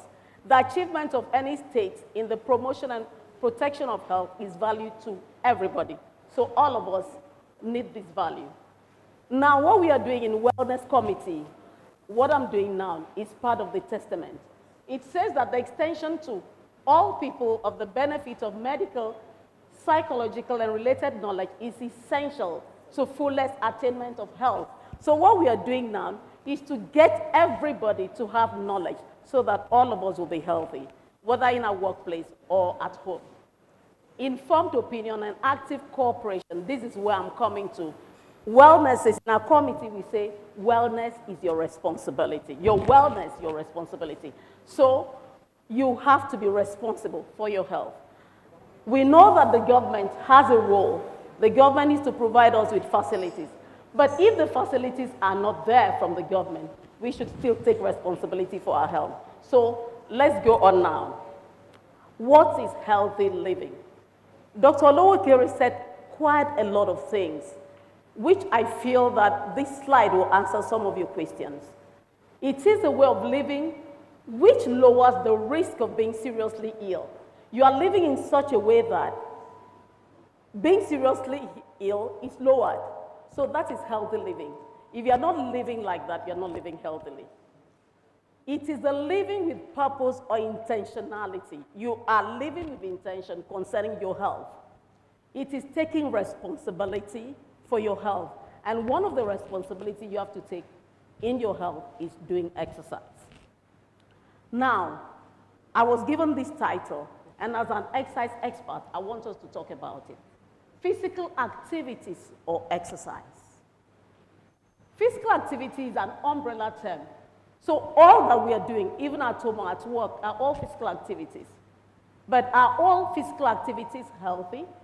We sit down at home sometimes.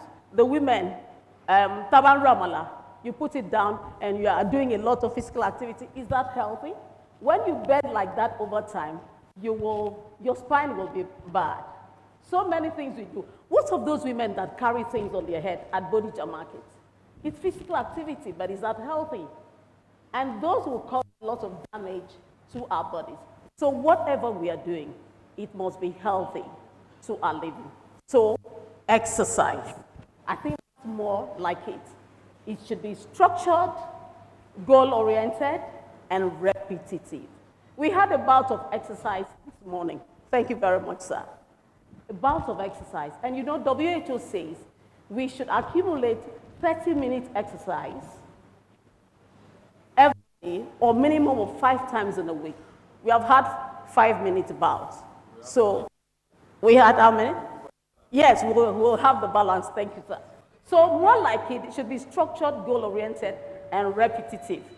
What are the benefits? I talk about benefits of exercise all the time. For physical health, cardiovascular health, you know, when we exercise, our heart begins to beat faster, and it pumps the blood more efficiently. It's good for our cardiovascular health. Most of our muscle and our bones, when we're doing all the stretches, our muscles and our bones are maintained and are strengthened. Our immune system too, because it's the immune system that helps us to fight diseases. You can be certain that exercise will help strengthen your immune system. Our provost talked about it. He said when we exercise, it sends some chemicals into your brain, it helps you. So, and in weight management, I know we all know this about weight management. Other ones, these are benefits of exercise, you see. Benefits of exercise, psychosocial. My colleague is coming to talk about mental health. It improves cognitive function. If you meet men or women that keep their cognitive function in old age, there are people who exercise. Mood regulation. Have you ever been upset with somebody? I mean, somebody gets you very angry. Have you ever been in such a situation?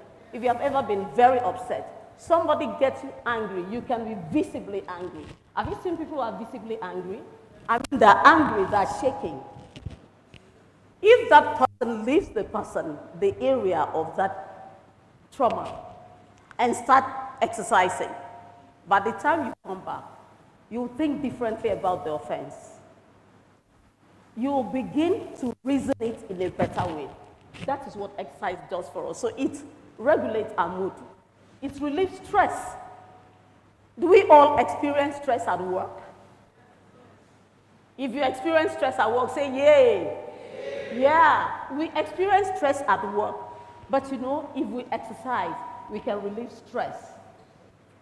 It also gives us increased confidence, and it helps our social interaction. Anybody who is involved in exercise relates very easily with people. Social interaction becomes easy. Now, long-term benefits. This is where I am going, and where Dr. Olowookere talked to us about. In disease prevention, when we keep doing exercise over and over a period of time, we have long-term benefits. So it will prevent diseases. He told us about several diseases that you can have in old age. But you know, if you have exercise program regularly, it will prevent diseases. It enhances mobility. It makes you, your mobility will be enhanced. Weight maintenance. People struggle with their weight. Answer is exercise. Better posture. Longevity. And in that longevity, improved quality of life. That is what we have for exercise. Now, I've talked to you about exercise. What kind of exercise can you do? I did talk about other activities that are not healthy, that when we carry things on our head, when we make amala and we are bending and doing all that, and even when we are sweeping, you know, activities are not very healthy for us. What can we do that will be healthy? Aerobic exercise, strength training, flexibility, sports and recreation. This is science. For those of us who are scientists, I brought this in so that we can think about it, how exercise works. If you look at the center, we have physical exercise. We have physical exercise training.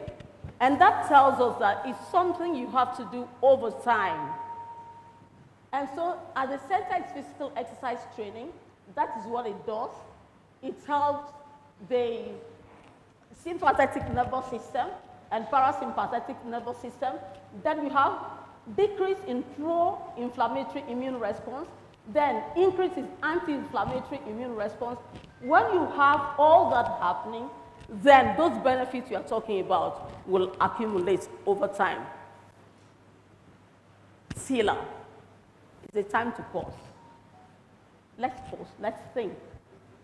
Exercise, though natural, is medicine. And when you are having exercise done, it has to be prescribed. Particularly when you are 40 years and over, you can't just begin exercising without seeing an expert. And who is an expert in exercise? It is me. It is physiotherapists, clinical exercise physiologists. And I want to tell you, we are not expensive. We are here with you in the community. Consult us, and we'll do you good. Again, when you have chronic condition like diabetes, hypertension, you can't exercise without prescription. Then exercise has to be regular. It has to be regular. It is something you should do regularly. It's not just one day and you stop. Effect is lost when you stop. Exercise is like food. You need food daily. When you eat today and you don't eat tomorrow, the body needs it. So you have to keep doing exercise regularly. So if you stop, the effect is lost. It's not a single bout. Look at us here. It is exercise. So I'm talking about exercise. It must be structured, not just any physical activity. It must be repetitive. It must be goal-oriented. How do you go about it?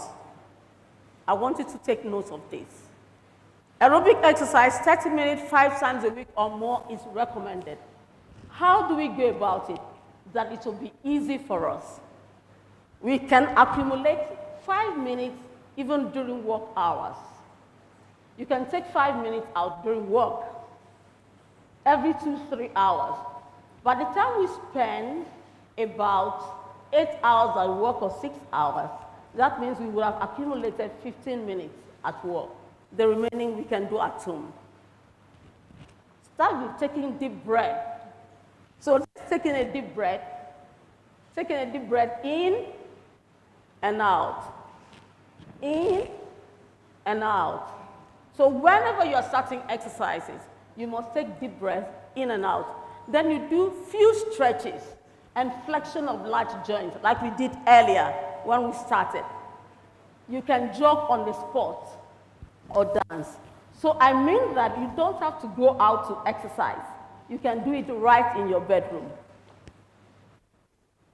You can jog on the spot or dance with music that suits you. My counsel is this to us. We must make a decision today. Ladies and gentlemen, we must make a decision today. And what's the decision? I will exercise. I will stay focused. I don't know if you know any group that can encourage you. You can join the group. You can start small. Make it regular. Short courses of stretches and exercise at work. And I know that our provost has been talking about this. You know, facility for exercise in the college is doable. Even though she's leaving us, I'm sure it can still be worked on. No, as the provost. Common and simple exercises you can do. Brisk walking. You know, walking is an exercise, but it is not cattle walking, you know. That's not exercise. Brisk walking is that you take your step very fast. You walk very fast. That is exercise. Jogging on the spot. This can be done in your bedroom. In fact, in my house, this is what I do, jogging on the spot. I will do it now. Skipping. You know we used to skip when we were young. Please, let me have some water. Thank you. Thank you.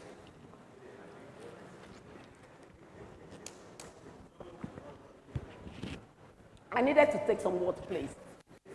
You know, when we were young, we used to skip in secondary schools. We used to have skipping rope. You can have it in your house. Skip right in your bedroom. Good exercise. And then we can have aerobic dance. We just danced Buga just a short time ago. All these exercises can be done in a group with your spouse and family members or at work. Exercise can be fun. Yes. So let's go exercising now. Can we rise on our feet, please?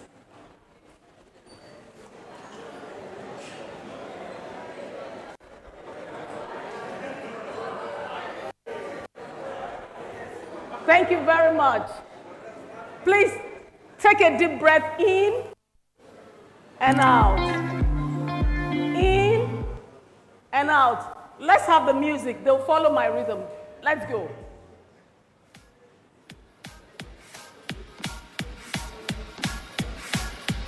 So you are following me because we are starting from our head to our toes.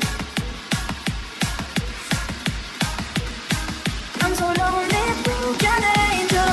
I'm so lonely, listen to my heart.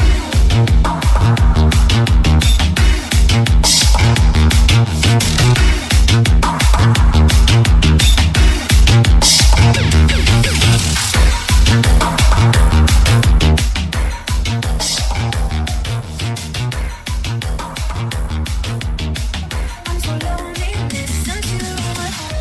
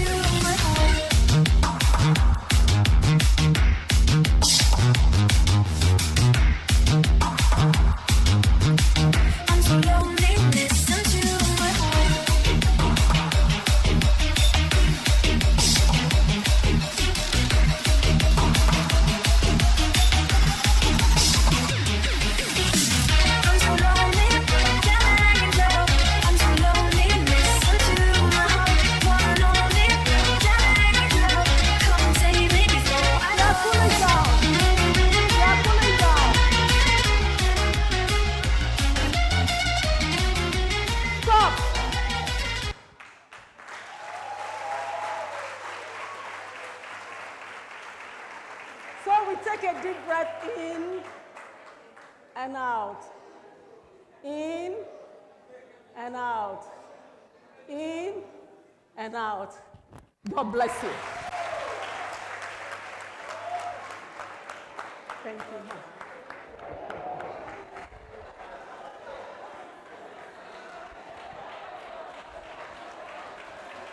Wow, wow, wow. Now a round of applause to my...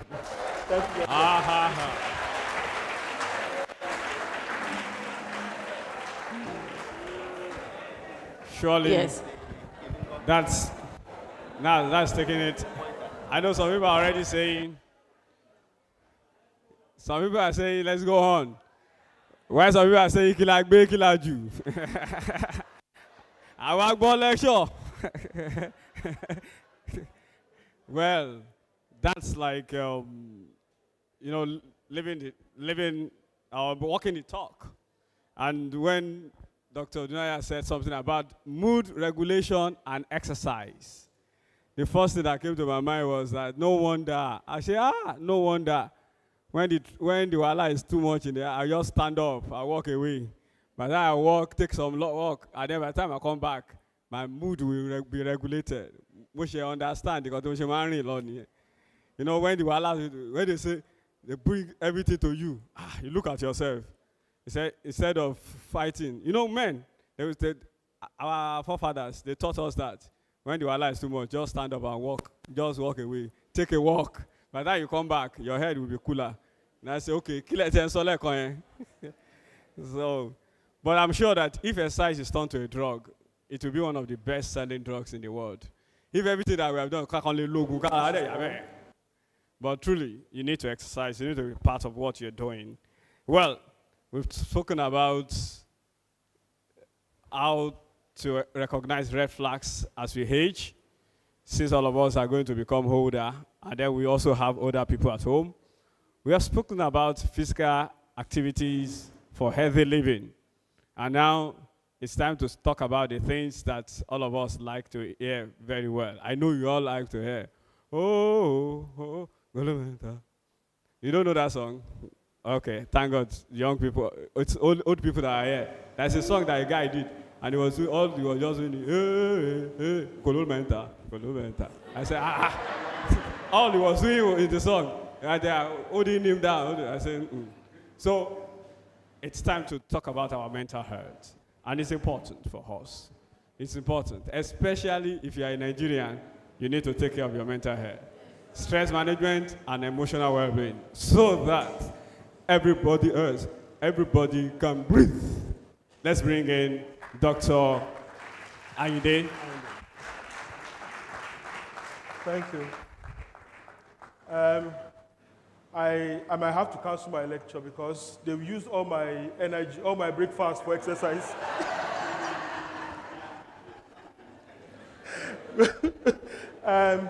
It would have been nice to stand on the existing protocol, but for a particular reason, I can't do that. I will have to acknowledge my great teachers who are here in this hall. The provost, good afternoon, Ma. The deputy provost, the college secretary and financial controller, and my great teachers and colleagues who are in the audience. It is a pleasure to be here this afternoon. I was looking forward to listening to Dr. ABDULMALIK, just as all of you were looking forward to listening to him, not knowing that I will eventually end up giving his talk. So I'm not Dr. ABDULMALIK. I'm his younger brother, Olatunde Ayinde. So I'll be speaking to you for about 10, 15 minutes. The beauty of speaking last is that all the earlier speakers will have taken all your time, and so you won't have much to say at the end of the day. Okay, yeah. Okay. Or you can put it in my pocket here. So we'll be talking about stress and emotional well-being. I am sure all of you will have said at one point or the other, please don't stress me. Have we said that before or not? Yes. It is something all of us say regularly. So I'll be following this outline. I'll talk about stress, talk about some basic concepts in health and mental health, stress management, and then promoting emotional wellness. So, the WHO has defined health as being physical, mental, and social well-being. And some authorities will also say spiritual well-being as well, because that is also an important aspect of man. All of these are important for our well-being, both the physical, the social, the mental, the spiritual well-being. And under this large heading of health is also mental health. Now, we've talked about our physical body and all of that, but like I always tell my patients, our brain is the headquarters of our body. And if you shut down the headquarters, what happens to the rest of the organization? The rest of the organization is also shut down.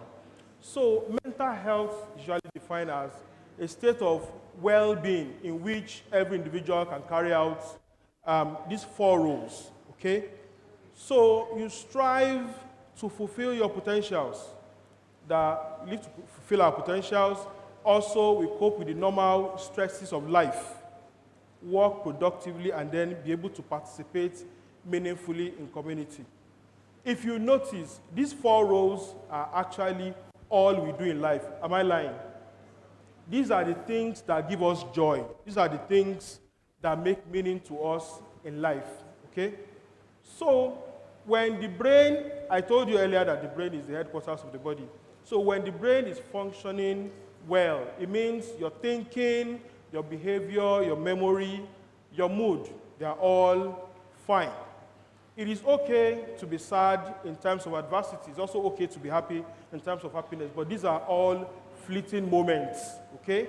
And then we return back to normal, okay? So when the brain works well, it means the electrical activities in the brain, the chemical activities in the brain are all fine. However, sometimes it does happen that when the brain is not working well, that is, there are abnormalities in the electrical activities or the biochemical activities of the brain, then we say that there is an abnormality in the brain, okay? And when that happens, it is when we have mental health conditions. I'm sure all of us watch African Magic. And if I tell you this story, all of you, if I tell you this story, all of you can relate. So, scene 1, you find someone who is quarreling with another person. And then that person they are quarreling with now say, you will see. And then the next thing you will see will be what? Someone who is psychotic. Is that narrative correct? Unfortunately, that is the narrative that is being promoted on our screens every day in our places of worship, yeah? And that happens regularly, but that is not correct. We know today from over several hundreds of years of research, that when we have mental health conditions, it is due to abnormalities in the biochemical, electrical functionings of the brain. That's it. And to tell you that this model of explaining things is correct, all of the therapies that we do and the drugs that we give have worked based on this model, okay? So we're talking about this again. So I know that not all of us work directly with patients, but all of us work within the healthcare system. We work in the hospital, we work in the college, and all of that. And we see a lot of the stresses or the stressors that go on in our workplaces, whether it is in the hospital or in the colleges. And I will tell you where your stressors come from regularly. So, who among us experiences stress? Not all of us, Abi. Now, let me tell you today that you all experience stress. In fact, to be alive is to experience stress.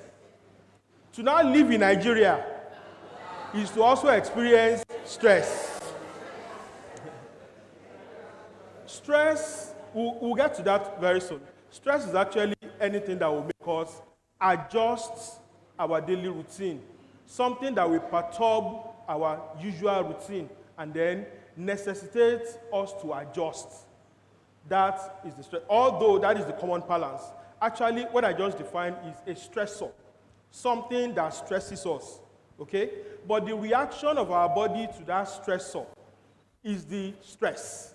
So, properly now, stress is what happens to our body, what goes on in our body when stressor, something that stresses us, happens to us. Is this clear? Now, in the hospital, especially among doctors and nurses and other people who work with nurses, there are a lot of things that stress us. In fact, among physicians, there is a high level of stress, okay? And that stress didn't start when they become doctors. In a study we did in Ibadan here and across several medical schools in Nigeria, we found high level of burnout, especially, and mental conditions among medical students, meaning that whatever it is that is happening to doctors when they've become doctors started long ago when they were medical students, meaning that some of the stressors that doctors are exposed to, they've been exposed to them since when they were in medical school. Now, all of us too experience one form of stress or another. Who has never quarreled with anybody in their office before? Yes, that is stress. Who has that co-worker who is always shouting and stressing people? Do we have them or not? We do. So, like I said, a stressor is something that would perturb you or perturb your daily routine and necessitate you to adapt, okay? It can be from inside you, it can be from outside. So, like I said before, I said everybody will experience stress at one point or the other in their lives, or that everybody experiences stress daily, yeah? But is stress a good thing or a bad thing? Everybody. Is it good or bad? Interestingly, whether stress is good or bad depends on who is looking at the stress. Stress is in the eyes of the beholder. If you remember, when you were in secondary school, the teacher will walk into the class and say, "Oh yeah, everybody, take a sheet of paper, we are going to write a test." In that class, there will be some efficos, "Yay, let's go there, let's go there, Okpeo." It's an opportunity to shine. Am I lying? But for other people, they will have been win in their pants already. They have Oluwa, Muma Godoloni. Is that correct or not? So it is how you view the stress that actually determines whether it is good or bad. So our appraiser of stress itself is also what tells us whether that stress is good or is a bad one, okay? So stress can be a good thing, okay? Good stress will motivate you to do great things, to be focused, and then to achieve some things. If they don't give you deadline to submit your thesis, would you submit it? But the day they give you deadline, would you do it or not? Then, sometimes also, stress helps us to avoid danger. If someone throws a rubber snake into this audience now, what will happen? It is people who are slim like me that will run to that door first. And then when they get to you, say, "Bam, should they be?" But that was what? That was your body responding to adrenaline or stress, okay?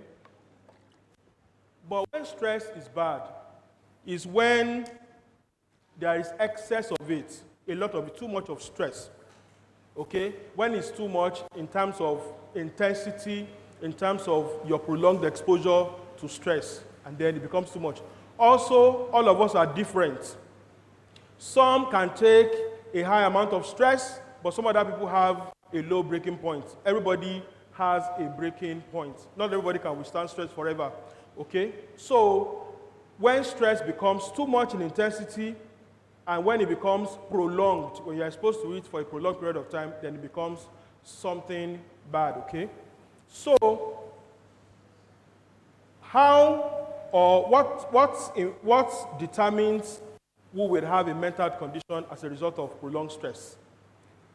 We have already said that the first one is the intensity or the amount of the stress, yeah? The second one is also how you perceive the stress, how your brain interprets it.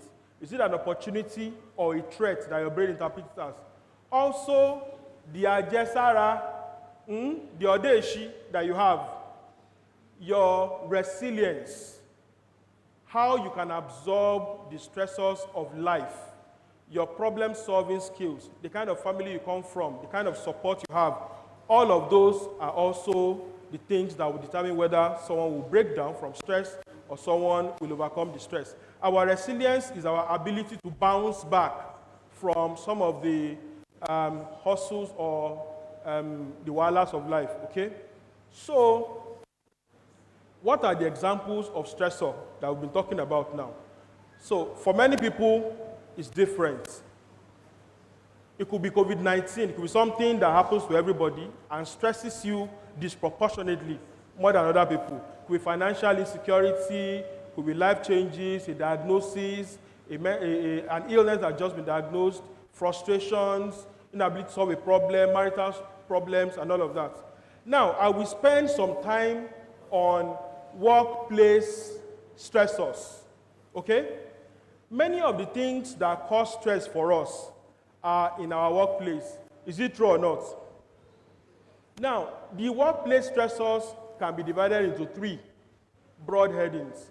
They are what we call the structures of our place of work. Structure. Structure meaning where do you work, your work environment, your boss, who do you report to, and all of that. Do you have the things you need to do your work? That can be a source of stress.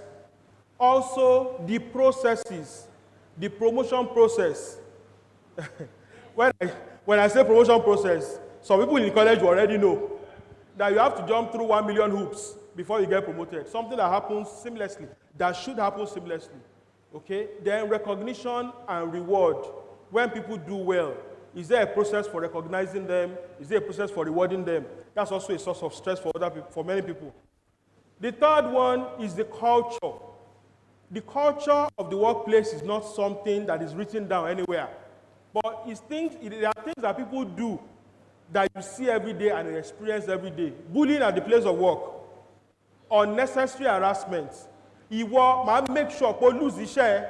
Oh, ní retire ní iṣẹ́. Do we hear that from some people or not?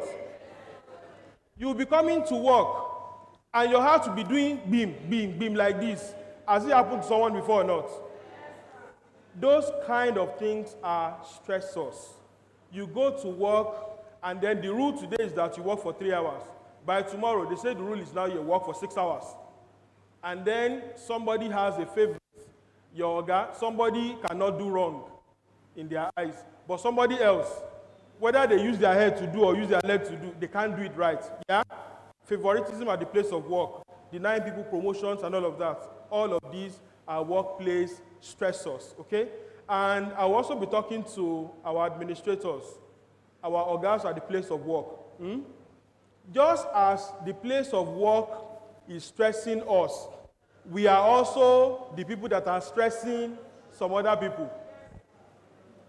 There are some junior colleagues who are stressing their organs, and there are organs who are stressing their juniors. There are plenty everywhere, okay? So it's important that we watch this culture. So as I said before, when does stress become problematic? When it's lasting a long time and when it becomes pervasive, okay? Especially for physicians. Burnout, when you've been working for so long, it gets to a point that your work doesn't make any sense to you any longer. You are not detached. You are just detached from the work. You don't have any enthusiasm over the work any longer. And that's what we call burnout. So this is a study that shows that about 47% of physicians have or show signs of burnout. It happens to everybody too, but especially among physicians and higher among women for several reasons that we can't go into this afternoon, okay? So, we said before, how does the body respond to stress? I said the other time that if I throw a rubber snake in here, all of you just stand up and run. You didn't prepare for it, though. But how do you think you're able to do that? Your eyes recognize the danger and tells your brain that it's time to do what? To run. and then the brain releases chemicals into your bloodstream. And those chemicals, they make you do things that you yourself cannot think was possible yesterday or the day before yesterday, okay? And then when that danger is gone, your body returns back to normal. It has done what it needs to do at that point. But when you now start seeing snake in your office every day, and you start jumping and running every day, what happens? The chemicals that your brain is releasing to work temporarily now begins to go around your body and starts causing all kinds of danger to your immune system, to your cardiovascular system, and to your brain circuits. And then all of these things will now start affecting your body system as well as your brain function. And these are the things that eventually lead to the mental health conditions that we're talking about, as well as physical health conditions, okay? So, what happens when you now have too much stress, bad stress, as we said before? It's not usually a specific mental health condition or a specific physical health condition. It's just a myriad of symptoms. You just discover that all of a sudden you start forgetting things, you can't make up your mind, you can't concentrate, you are seeing negative side of things all the time, you don't want to come to work, you are irritable all the time, you are restless, and then you that ordinarily, when you go to Laba Laba, you just take one bottle of beer. Then all of a sudden you start taking 4, 5, 6, and then Mama Junior will be calling you from home. You know, but you are Laba Laba trying to arrange your mental states before you go home. And then poor sleep, sleeping too much, and then not wanting to associate with other people, neglecting your responsibility. So all of these are some of the mental health symptoms you may start noticing. And then physical health conditions too. All of them can happen: headaches, digestive problems, fatigue, muscle pain. These are all usually not indicative of any particular disease condition. It's just that you just start having multiple body symptoms, okay? So, long-term consequences of prolonged stress, you now start having physical issues like reduced immunity, hypertension, cardiac diseases, ulcers, mental conditions, anxiety, depression, and then misuse of drugs and suicidal behavior. Sometimes, in fact, a lot of times, there have been studies among doctors. You just see one doctor very happy, always doing his job, always active, and all of that. And all of a sudden, he just kills himself. And everybody will say, he has always been happy. But he's been having this chronic stress, which has caused some kind of mental health condition in him, okay? So, again, we say that all parts of health work together: social, physical, and mental health, okay? So, how can you manage your stress? There are 3 things, basically. Can you eliminate the stress or the stressor? Can you reduce the stressor? Or can you change the way you view the stressor? Or can you moderate how you respond to the stressor? Does this make sense? Remember we said that stress is a part of life. To be alive is to be stressed. To be in Nigeria is to be stressed even further. To be a healthcare worker is even to be stressed even what? Further. So these are some of the things that we can do. So you can reduce the stressor if it is within your control, or you can reduce it or eliminate it. If it is outside of your control, then you can change the way you look at it, okay? Exchange rate, is it within your control? Dollar is 5,000 naira. Can you do anything about it? But the day you sit down and say, see, this dollar exchange rate, no be only me they affect. Abi, now everybody they affect. Why I can't keep myself? So that's a better approach to looking at it, okay? So,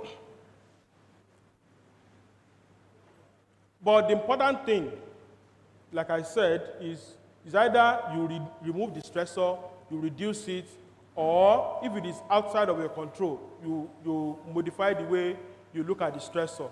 But importantly, never surrender to stressor. Never surrender. Don't allow stressors to overcome you. Just do one of those things, okay? So, what is the right attitude to stress?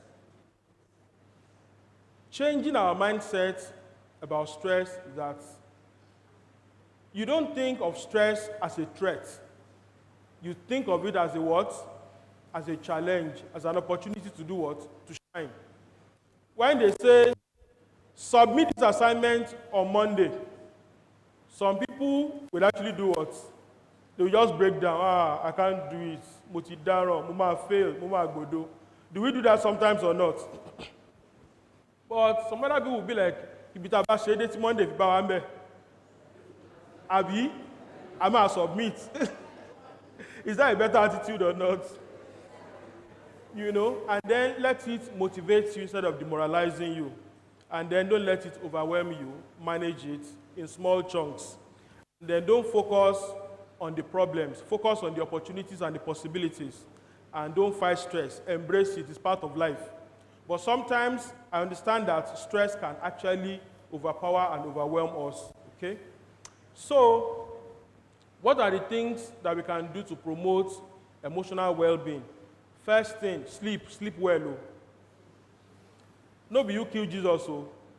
Sleep well as much as possible. 7 hours, 8 hours. And then that friend that is always giving you stress, avoid them. The one that makes you feel good, invest in your relationship with them. I can't talk more about exercise. We've talked so much about that one. And then spend quality time with your family. Your family, you didn't choose them. They didn't choose you. But somehow, they shall like you the way you are. Whether you are tall or you are short, they are always your supporters. I lie? So spend time with your family, and then don't bring work problems to home. Don't bring home problems to work. And avoid drugs, okay? Then your weekends. Take weekends to rest. I know that our academics, they can't rest on weekends, but as much as possible, rest on weekends. And then, remember I was also saying spiritual well-being the other time. Pay attention to your spirituality. It doesn't have to be any particular religion. If you are a Muslim or a Christian or a traditional religious worshiper, spend time to cultivate your spirituality. It can be a good resource for you. Also, you don't have to be perfect. Just do your work. You didn't invent work. You won't be the last person to do work. Are you going to be? You just do your own and go. Then be kind to yourself. Don't over-criticize yourself. Enjoy your life while it lasts. It will end one day. But while it lasts, continue to enjoy it. And then you are not Superman. You are not Okogan.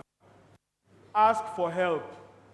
The Yorubas will say, you can't be at the river and then try to carry water and put it on your own head when there are other people around. Always ask for help. It's not a sign of weakness. It's a sign of strength to recognize when you need help and ask for help. Okay? So, in sum, do work in teams. People who look for jobs now know that one of the important attributes they look for now is teamwork. Teamwork, okay? So work together with people, share responsibilities, and then as long as you work with other people, you ask for help when you need help, you'll be fine. So in conclusion, health is not just about physical well-being, but also about mental, social, and spiritual well-being. And chronic stress can damage one's health, especially when it is much in intensity, when you are exposed to it for too long, and then when it overwhelms you. And we can take steps to actually either stop the stressor, reduce it, or change the way we view the stressor, and also modify our way of reacting to stressor. So we've talked about all the other things that we can do to also promote our emotional well-being. And all of them are plenty, and I'm sure that you've picked one or two things. Okay? So, in conclusion, Be like this, my friend. He can't do much. He's only a baby. But he's keeping his chin up that, yes, whatever comes, you can do it. You are not going to save the world. You are only going to do your bit and then move on. The remaining coming generation will do the rest, okay? Just do your best. Thank you very much. Thank you, sir. Thank you. Thank you, Dr. Ayinde. Please, if he has not stressed you, please, can you please give him a round of applause? Or better still, if he has not brought a distress to you, a round of applause for him. If I ask all of us here they take you holiday. to pick a sheet of paper and write what is stressing us, what do you think most likely most of us are going to be writing? No, don't tell me. Just take a sheet of paper and write what is stressing you. Don't worry, don't write your name on it. Write it, pass it. I'll give it to Dr. Ayinde. You can go and deal with that. But don't write too much things that you cannot solve. Oh. That's a song from Coban. Coban said, "No, we kill Jesus." No condition lasts forever. Your own turn become. Your turn to come. So my brother hustle. So my sister walk. Beans, they cook forever. Your own peace go down. If you see blessing, make a more rejoice with them. If they ask you what's your no, take no offense. See this life better, know your time they come because no be only you kill Jesus. We plenty for yeah. Thank you very much. Just to let you know, thank you, madam. Some people were dancing. I said, thank you very much. It's been wonderful. So it's time to ask questions. Ask questions if you want.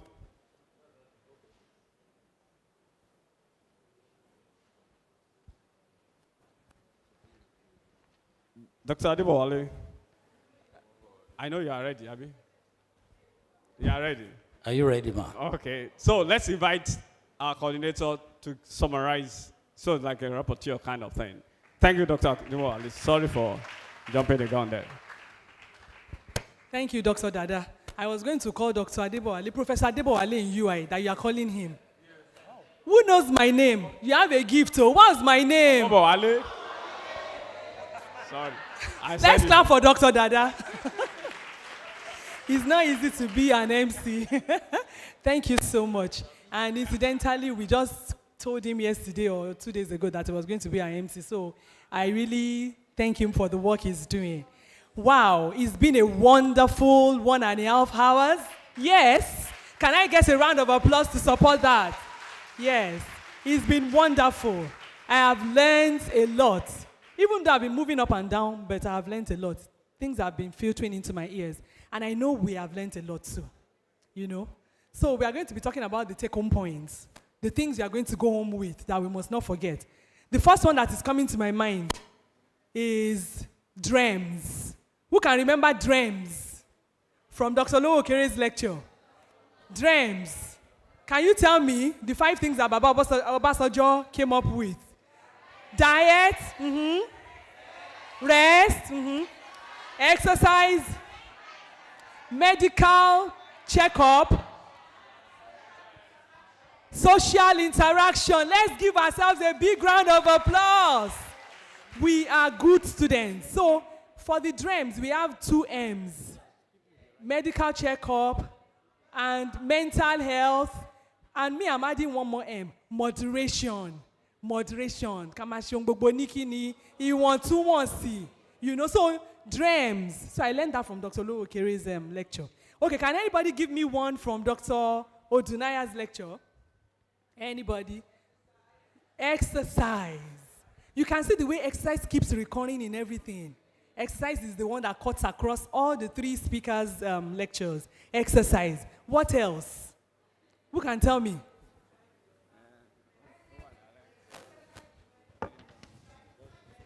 Exercise is medicine. How many minutes are we supposed to do it for, according to the World Health Organization? 30 minutes. At least how many times in a week? Give yourselves a big round of applause. Indeed, you are good students. You listen very well. Okay, one more from Dr. ODUNAIYA's lecture. One more. Who talked about wristwatch? Dr. Olowookere. You see, that wristwatch is also tied to Dr. ODUNAIYA's lecture for your exercise. You need to monitor your steps. All of us that we have relatives abroad or children abroad and they want to send you perfume, what do you tell them to send you? Smartwatch, so that you can use it to monitor yourselves, okay? Okay, now let's move to Dr. Ayide's lecture. He was the last speaker, so he's still fresh in our memories. Yes, ma. Okay. Thank you, ma. Check your BP before throwing your birthday party. So you can even tie your medical checkup to your birthday annually. Please, let's give Professor Odole a big round of applause. And you know, there was something, another one from Dr. Olowookere, okay? Learn, unlearn, and relearn as it relates to your health. Let's give ourselves a big round of applause. You know, I want to share a small story that somebody shared with me as I was about to climb the podium. She said this morning when she got to work, she was feeling very tired because she had been stressed. You know, Dr. Ayinde spoke about stressors. She had exams and she was tired. She went to her physical office, her own personal office, locked the door and said, you know what, let me just rest. As she was about to rest, something said, why don't you go for the lecture? You can learn from there. And then she came. And she said right now, she feels good. You know, let's give ourselves a big round of applause. You know, we have to learn strategy. And I told her, I said, do you know what has worked for you? The physical activity and the social interaction. One of the speakers mentioned it. Who can tell me? Social interaction and physical activity, they are very important. Dr. Olowookere, those are the things we tell our older people when they come. I tell them, you have to interact. And as you are sitting with each other, you are talking, you are interacting, it's doing something to your body. So you've not wasted time at all. You have spent your time well. Another round of applause for yourselves. Yes, and then we move on to Dr. Ayinde. One nugget from Dr. Ayinde. Who can tell me? Yes, ma. Stress is a part of life. Thank you. Another one. Yes, another one. Manage your stress. Don't allow stress to overcome you. Focus on your opportunity. Learn to excuse yourself. You don't have to go for all functions. You can say, you know what, I'm sorry. Let's be like the Oyibos. The Oyibos, they don't care. If you ask them, if it's not convenient, they tell you straight away. Good of feet, yes, one more from Dr. Ayinde. Never surrender to stress. Never give up in your mind. I think I picked that up. If you give up in your mind, that's the end. Stay with your family. Our brain is the headquarters of our body. Let's learn to take care of it. Our brain is very important. And one more. Let me give you one last one. Should I give you one last one? Chin. Chin. Chin up. Life will continue. Yeah, it's been a wonderful time. Let's give ourselves a big round of applause. Thank you so much. Before I leave, I have one public service announcement. Somebody said, Gaga. Please, your meal ticket, don't give it to another person. Without your meal ticket, there is no meal. Thank you very much.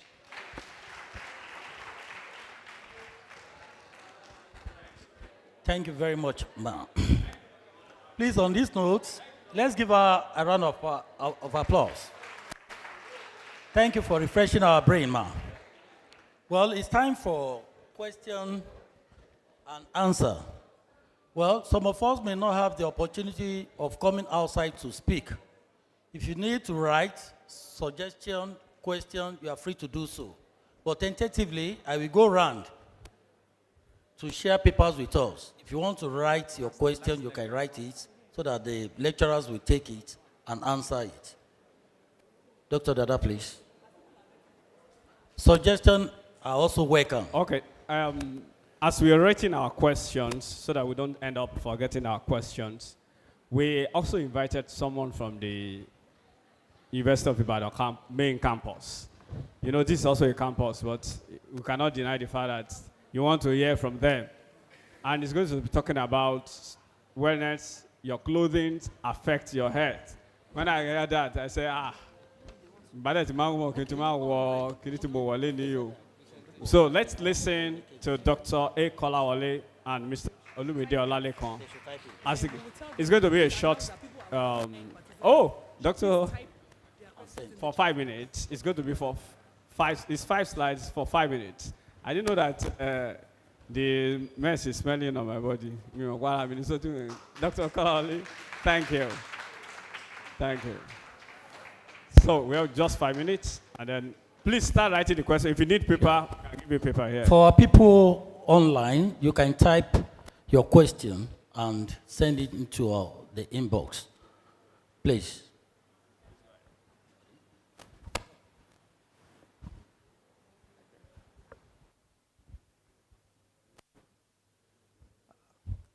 Good afternoon, everyone.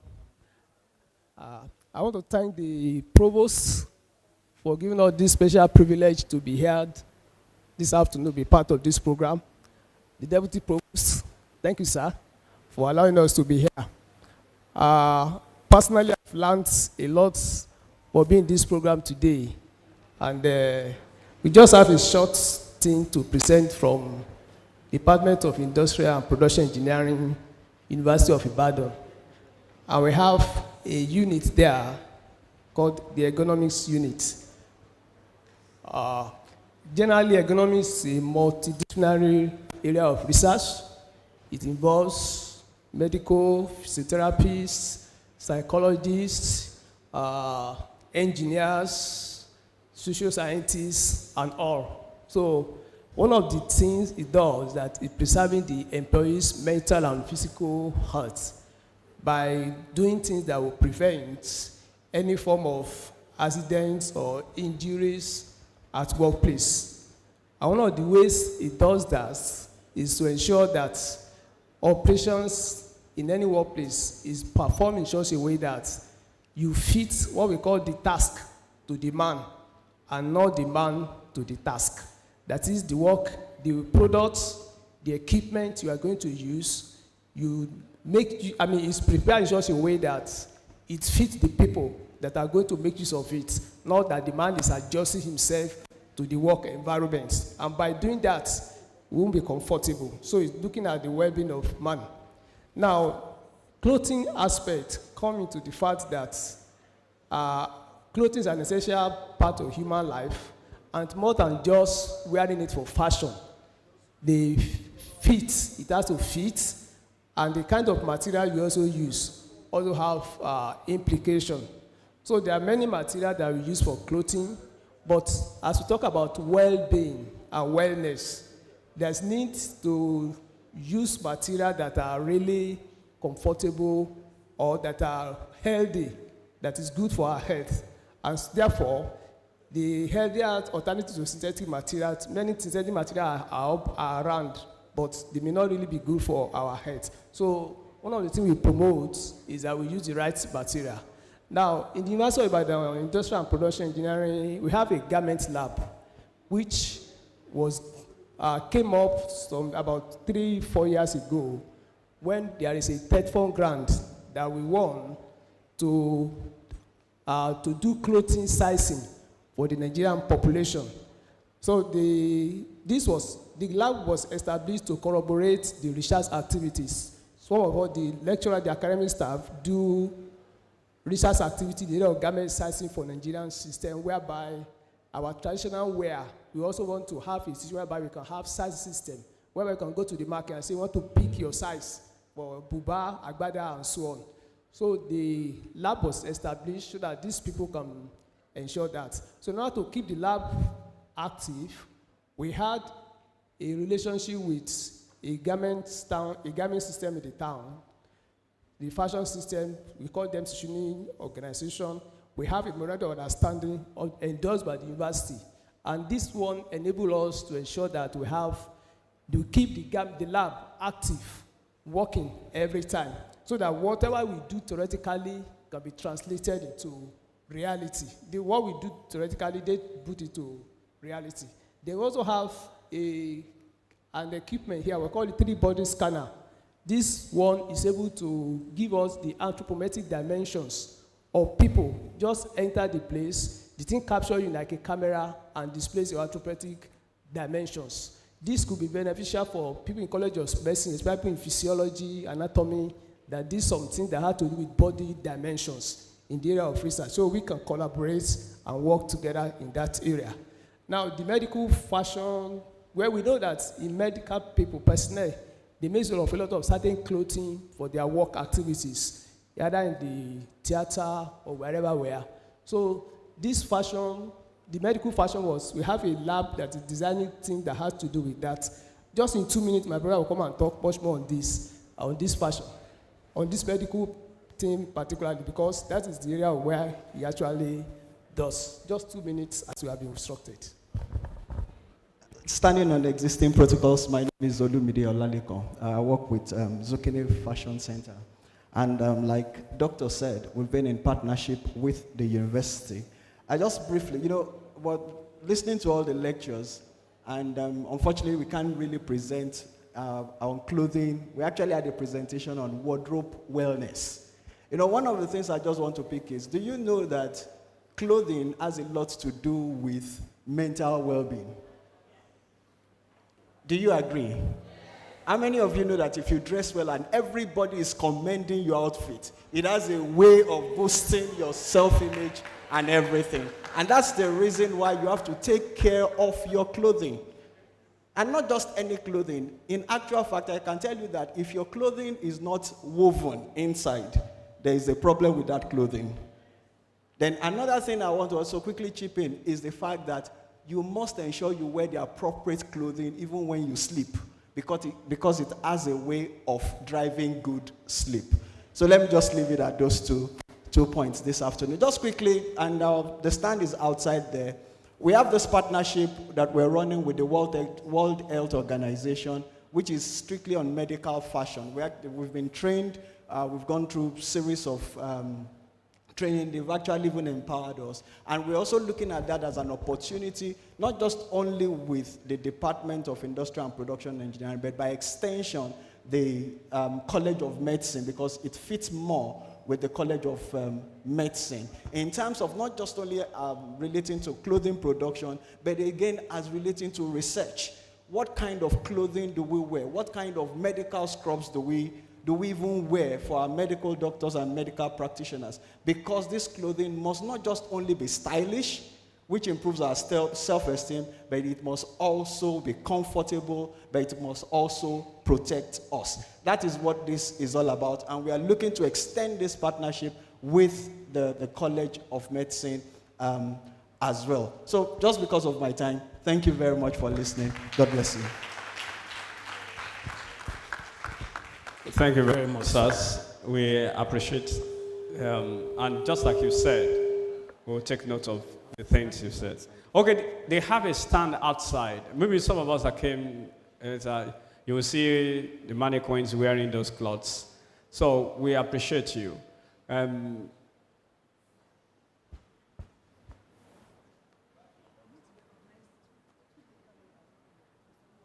Please, the people at ITU, please kindly help us project the question online.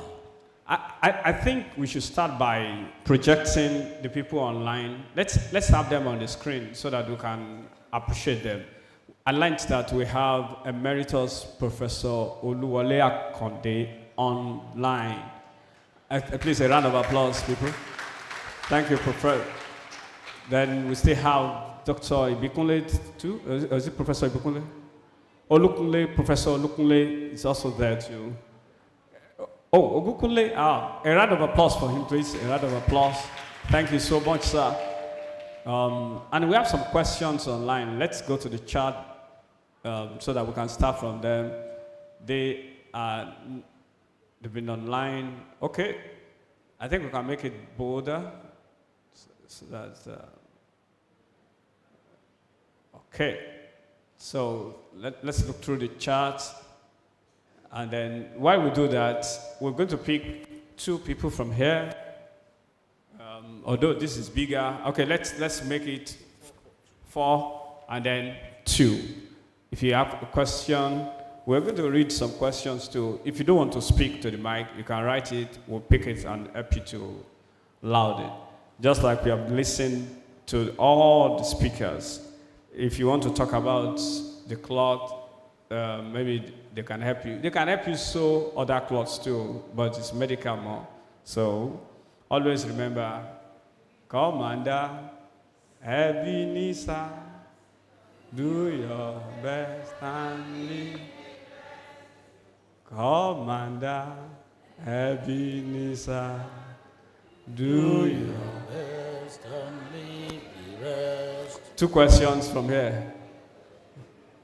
Ben. Well, that's okay. 4 questions. The second row. Okay, so they've sent the questions. Okay. Let's go online. Let's go online. Great. Let's go up. Okay, personally enlightened, as in that age bracket. Great lecture. Thumb up for all the speakers. Thumb up. Yeah. Great presentations. Excellent presentation. Informative and inspiring. Well done. Emeritus Professor E. Oluwole Akande said that. Esther. So, when I remember when we were in school together. We going by. Oh, sorry. I thought I was speaking about another person.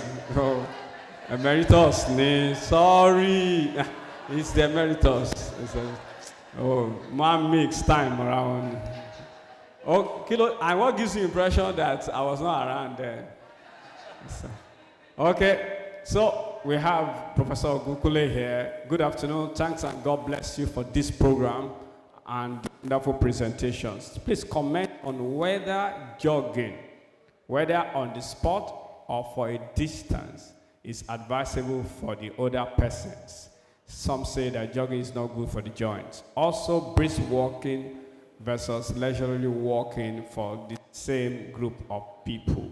Let's bring Mike to Professor. That's Dr. ODUNAIYA's question. You can stay there so that, no, the camera can see you everywhere. Thank you very much, Ma, for your question.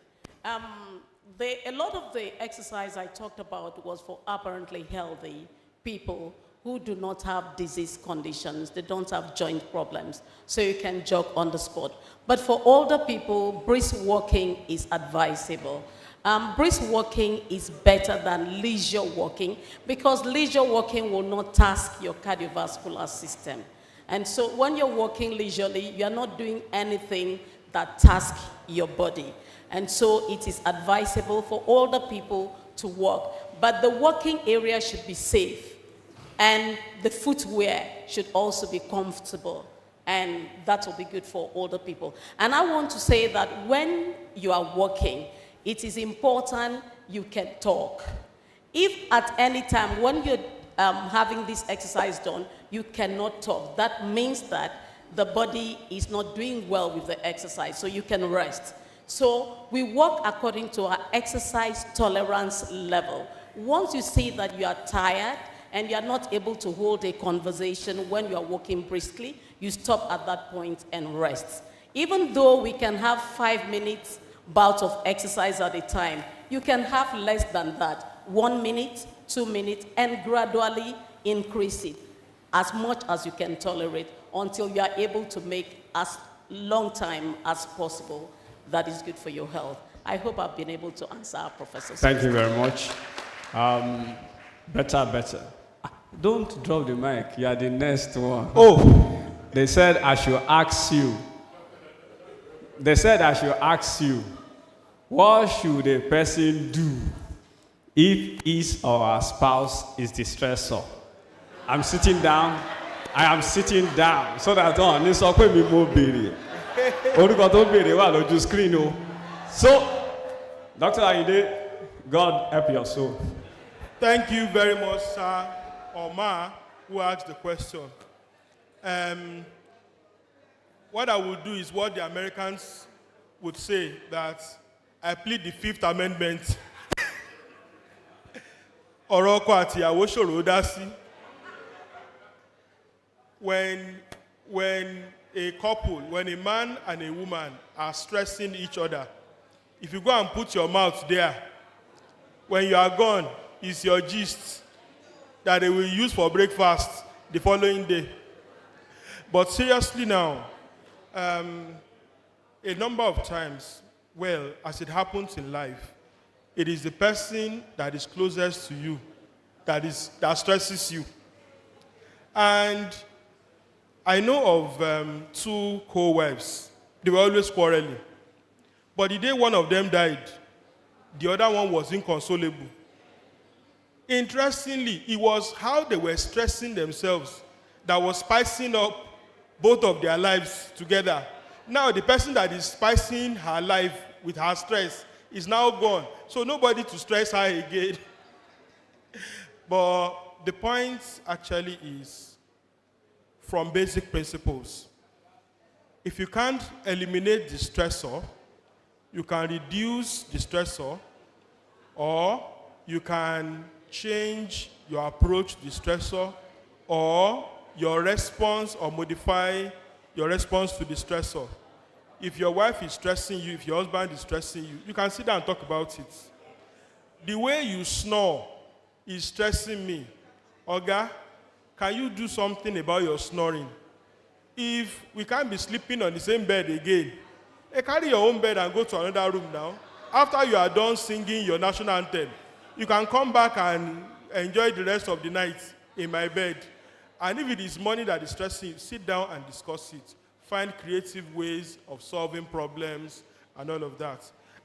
It is not from my mouth that you hear that you should send your wife or your husband away. God forbid. Thank you very much. Well, for me, anytime I hear things like that, I will always remember, and that used to be, well, it still obeys, Commander Ebenezer obeys real customer. Say, Oro Kokwelaya.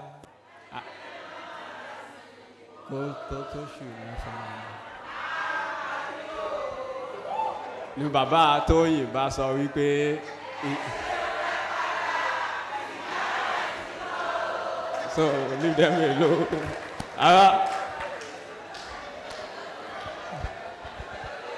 There's a question with Dr. ODUNAIYA, and there's a similar question. Please project. There's a similar question on the screen. There's a and for all of us who do not know that song, the beginning of the song says, Suru la fi agbatoni suru. So we should learn that one from. Okay, suru no la fi mama toni suru. So the question is, having legitimate sex with your partner frequently, is it a good exercise? And you have another question with you, so you can combine the other ones with it. I'm here. This similar question is sexual activity an exercise? If it is an exercise, can it be done regularly on a daily basis?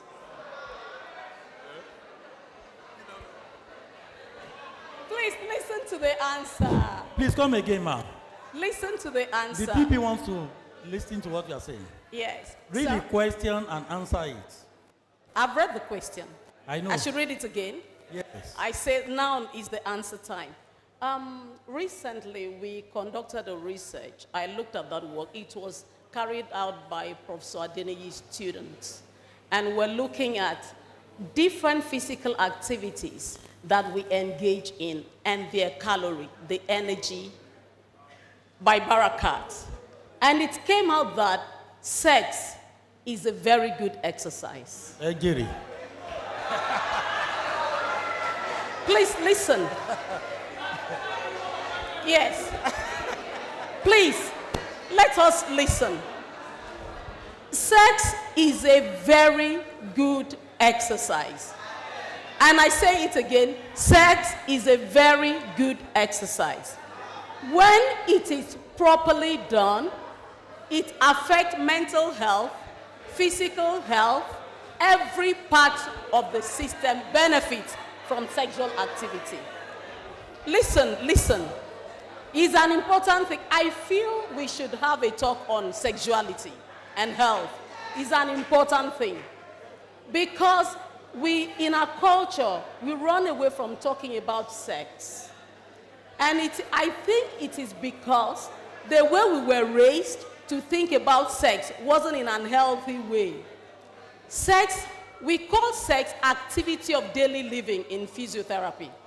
Sex is activity of daily living. Just like you eat, you comb your hair, you put on your clothes, sex is activity like that, activity of daily living.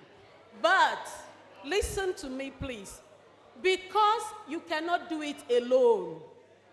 Because it's not an exercise you do alone. Therefore, the cooperation of your partner is important. You cannot coerce the person you are having sex with. You cannot force. So if you have a partner, you can have sex as often as you want. It's very healthy. Very healthy. And I want to encourage people who have partners to engage in good sexual activity. It is good for good living. Thank you very much. Thank you very much, ma'am. Thank you, ma'am. Audience, please. Audience, please. Okay. We have some questions. We have some questions on paper. Okay, please, let's listen. Let's listen. Let's listen. Let's listen.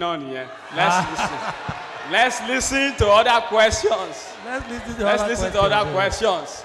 There are other questions. Let us not be waiting. And I asked, they said, you know, when we're talking about physical activity, they said 30 minutes minimum of how many times a week? We can translate it to sexercise too. It's allowed. Well, there are some questions here that are similar to what she has just told us. I won't like to bother ourselves or the lecturers on those questions. I may read it out, but just couple it with the answer she just gave us now. One is, how does one cope with a sexual boss, a boss that mismanages all members of staff?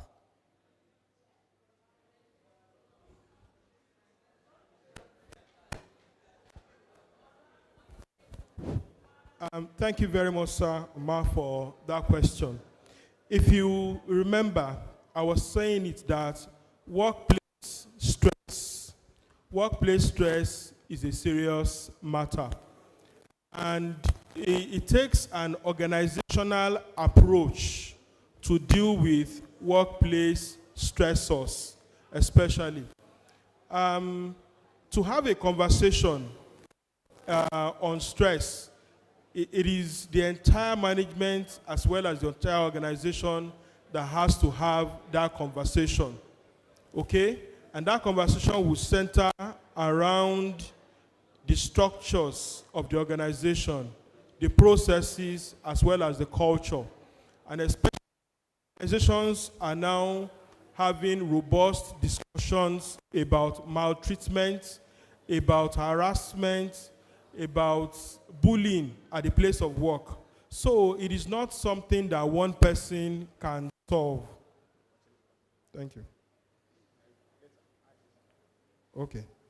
So it is not a problem that one person can solve. It takes an organization-wide approach to have that conversation and have organizational policy. That said, how can one person deal with a stressful boss? So,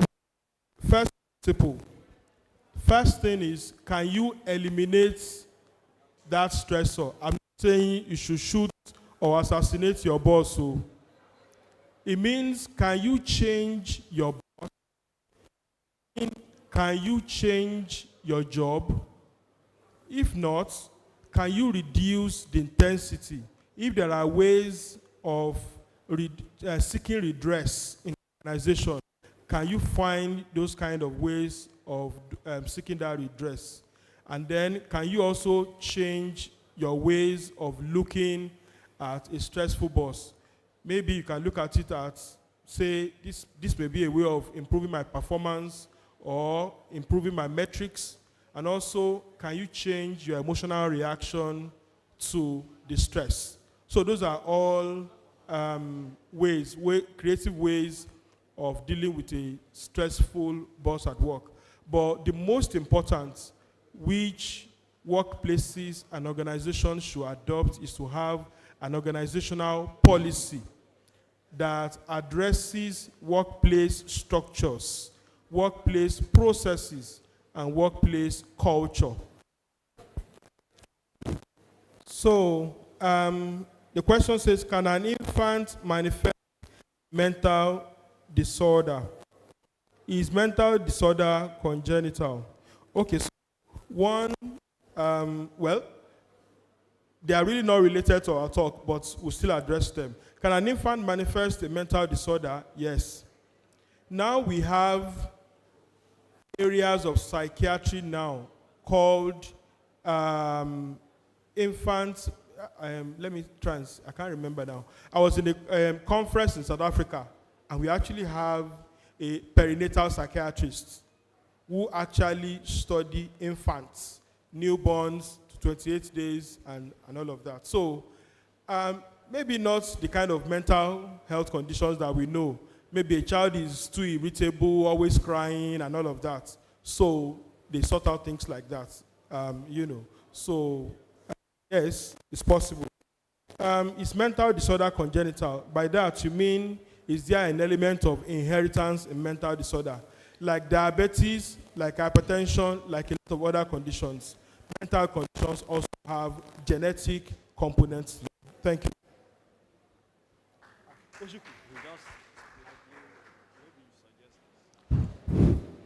So how do we manage staff? Either as a manager, a member of staff. Can the system put in place a periodic mental health check for all staff? Yes, this is a big one. So we have people who have a class mental health condition that we call personality disorder. Narcissistic personality disorder is usually a difficult person to work with. They have this grandiose self-esteem. You have. Please, nobody should move out. Nobody should move out from the hall. Please, let's settle down, please. So you have to worship them. So you have to worship them. You have to always, be praising them and all of that and things. So they always feel they are better than everybody else. They feel that they are superior to everybody. And whether you have them as juniors, seniors in a place of work, it's always a difficult thing to manage. So how do you manage them? There are laws against discriminating against persons who have mental conditions. So you can't sack them. At the same time, they are going to be disrupting your work. So if there is a workplace health clinic, it can actually be an avenue to get the person to seek help. Unfortunately, most people do not recognize this. So if the manager can actually suggest to the person, or if there are workplace processes that also factor in general health as well as mental health, then the person can actually get help through that process. Can the system put in place periodic mental health checkup for all? if it is going to be done in a non-stigmatizing, non-discriminatory way, and also factoring or incorporated into general health and general well-being, then yes, that can be done. So we're not going to single out mental health as the only thing to check there. I think the Deputy Provost is here. I think we should be thinking about how can people have a way of saying this, where I'm working around me, as in people should be able to come and say that. Even we are all members of staff here, there could be a way of saying, even I don't know how to do it, but I wish I can be excused from this department. And if it is seen as a genuine thing, especially if it's telling on your mental health, it might be a way of, the college secretary is here. Because sometimes people complain and they say, Mafarada, there's no place to move you to. I know that when people have that, they can work on their mental health. Thank you very much, sir. You're welcome, sir. Please, a round of applause. Well, on this note, we are sorry we can't take all the questions because of our time. But I will call on the lady speaker to balance up the sexual aspect of the talk she gave the other time. Just for only 3 minutes. Then we close for the day.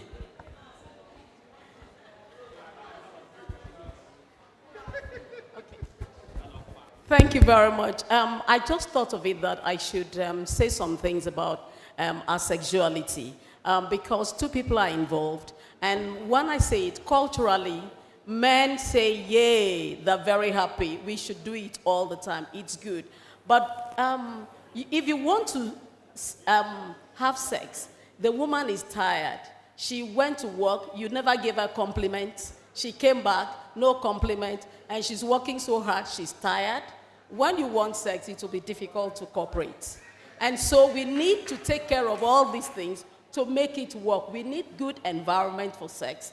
We need good attitude for sex. We need good words for sex. So all these things have to be put together so that cooperation will be maximal and everybody will enjoy the benefit of sexual health. Thank you very much. Thank you very much, ma'am. Thank you, ma'am. Thank you. Well, on this note, I would like to call on the Deputy Provost, since the Provost is not on seat, to give his closing remarks.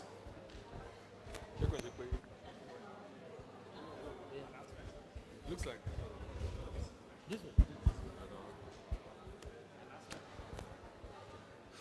Thank you very much, distinguished ladies and gentlemen. We have come to the end of today's wellness seminar, and I agree with you. I mean, you agree with me rather. Don't mind me. You agree with me that it was a time well spent listening to good lectures that are very, very critical to our well-being. And apart from the emphasis on talk on sex and all that, but beyond that, I believe we know that there are so many other aspects that have been that have been mentioned that we need to pay attention to. Everything we do, at every point in time, we should remember our health. We should remember our well-being. When we eat, when we talk to one another, when we go to work, at workplace, and so on. In our dressing, as we have been told by our experts from industrial and production engineering, you know, everything together will work to determine how healthy we are. And what it says, or what it means is that we should not leave any stone unturned if we really, really want to live well and healthy.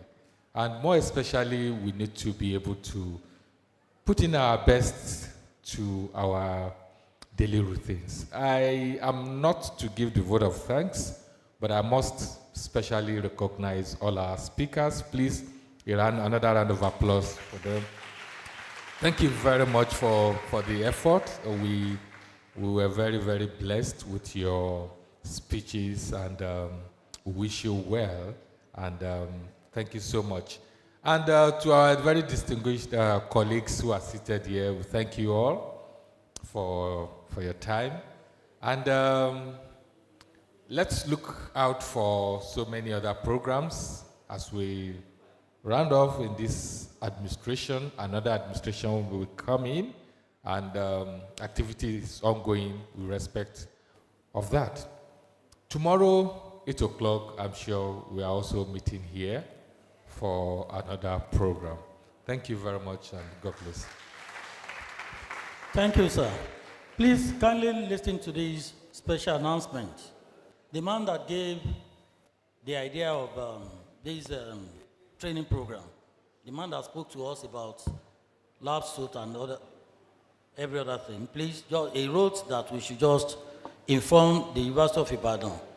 Ikpe Garments Lab offers vocation training in fashion design and garment production. Let's take advantage of this for our works. Thank you. The contact address is written. You may wish to write it down, or you can meet them outside for further information. But for benefit of those people that want to write down, you can contact Dr. Kolawole on 080-3377-3581. And Mr. Olumide, not me, 090-600-1705. Once again, for Dr. Kolawole, 808-3377-3581. For Mr. Olumide, 0906-000-1707. Thank you. Vote of thanks. It's my pleasure to invite the college secretary, Mr. A.E. Odedile, to give the vote of thanks.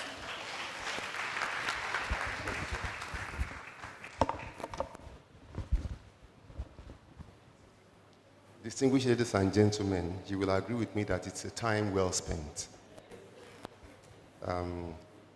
My assignment is very simple. It's just to say thank you to everybody, starting with the provost, who has ensured that she's carrying everybody along in her together agenda.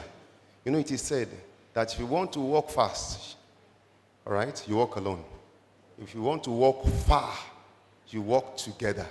And she has captioned her agenda for the 4 years that will be terminating in another 2 months and 10 weeks, okay? You know, together agenda. And, you know, it's not every day that we have, you in the workplace, you come together like this and then you have a nice time. And then you return to office and you work under a conducive environment. So let us give a round of applause to the provost. Thank you very much. You will all agree with me that the deputy provost also deserves a round of applause. Not that being the deputy provost alone, thank you, but also for this program. It's a nice one. A round of applause for him once again. Thank you, Deputy Provost. We appreciate this. We also appreciate the presence of the financial controller. He's very busy, you know, but I believe he's enjoyed every second. Thank you very much. And to the committee that has packaged this lovely program, we say thank you very much. Dr. Bukola Omobowale and all members of that team. Please stand up for recognition again, and please appreciate them. Thank you. This is a program well packaged. Please have your seat. Professor Odole, we appreciate your presence. We recognize the presence of the presenters, Dr. Olowookere. Thank you very much for coming. Our chairman of College Ceremonials Committee, Dr. ODUNAIYA. Thank you very much for that. And Dr. Olayinka Ayinde, on behalf of Dr. ABDULMALIK, thank you very much. We have all learned. We have unlearned and we have relearned. So I believe we are going home with a lot of things, that will really help us to improve our well-being. Who else? Yes, I want to appreciate those who have joined us online, starting with Baba Konde and others. Thank you for joining us. Thank you for making this event a huge success that it is. And for everybody here, we say thank you. We all deserve a round of applause. Please let us appreciate ourselves. So I encourage us to be here tomorrow, just like the Deputy Provost has said, to listen to the presentation by our own financial controller, Mr. Samson Ayanshino. And the topic is financial processes and procedures in the College of Medicine. I believe when we know this, we'll be able to avoid stress in that area. So once again, everybody, we say thank you very much. Enjoy the rest of the day.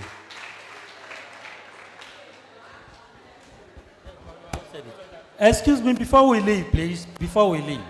Just a minute, let's just take the college anthem and then take our leave. Thank you for coming. The college anthem, please.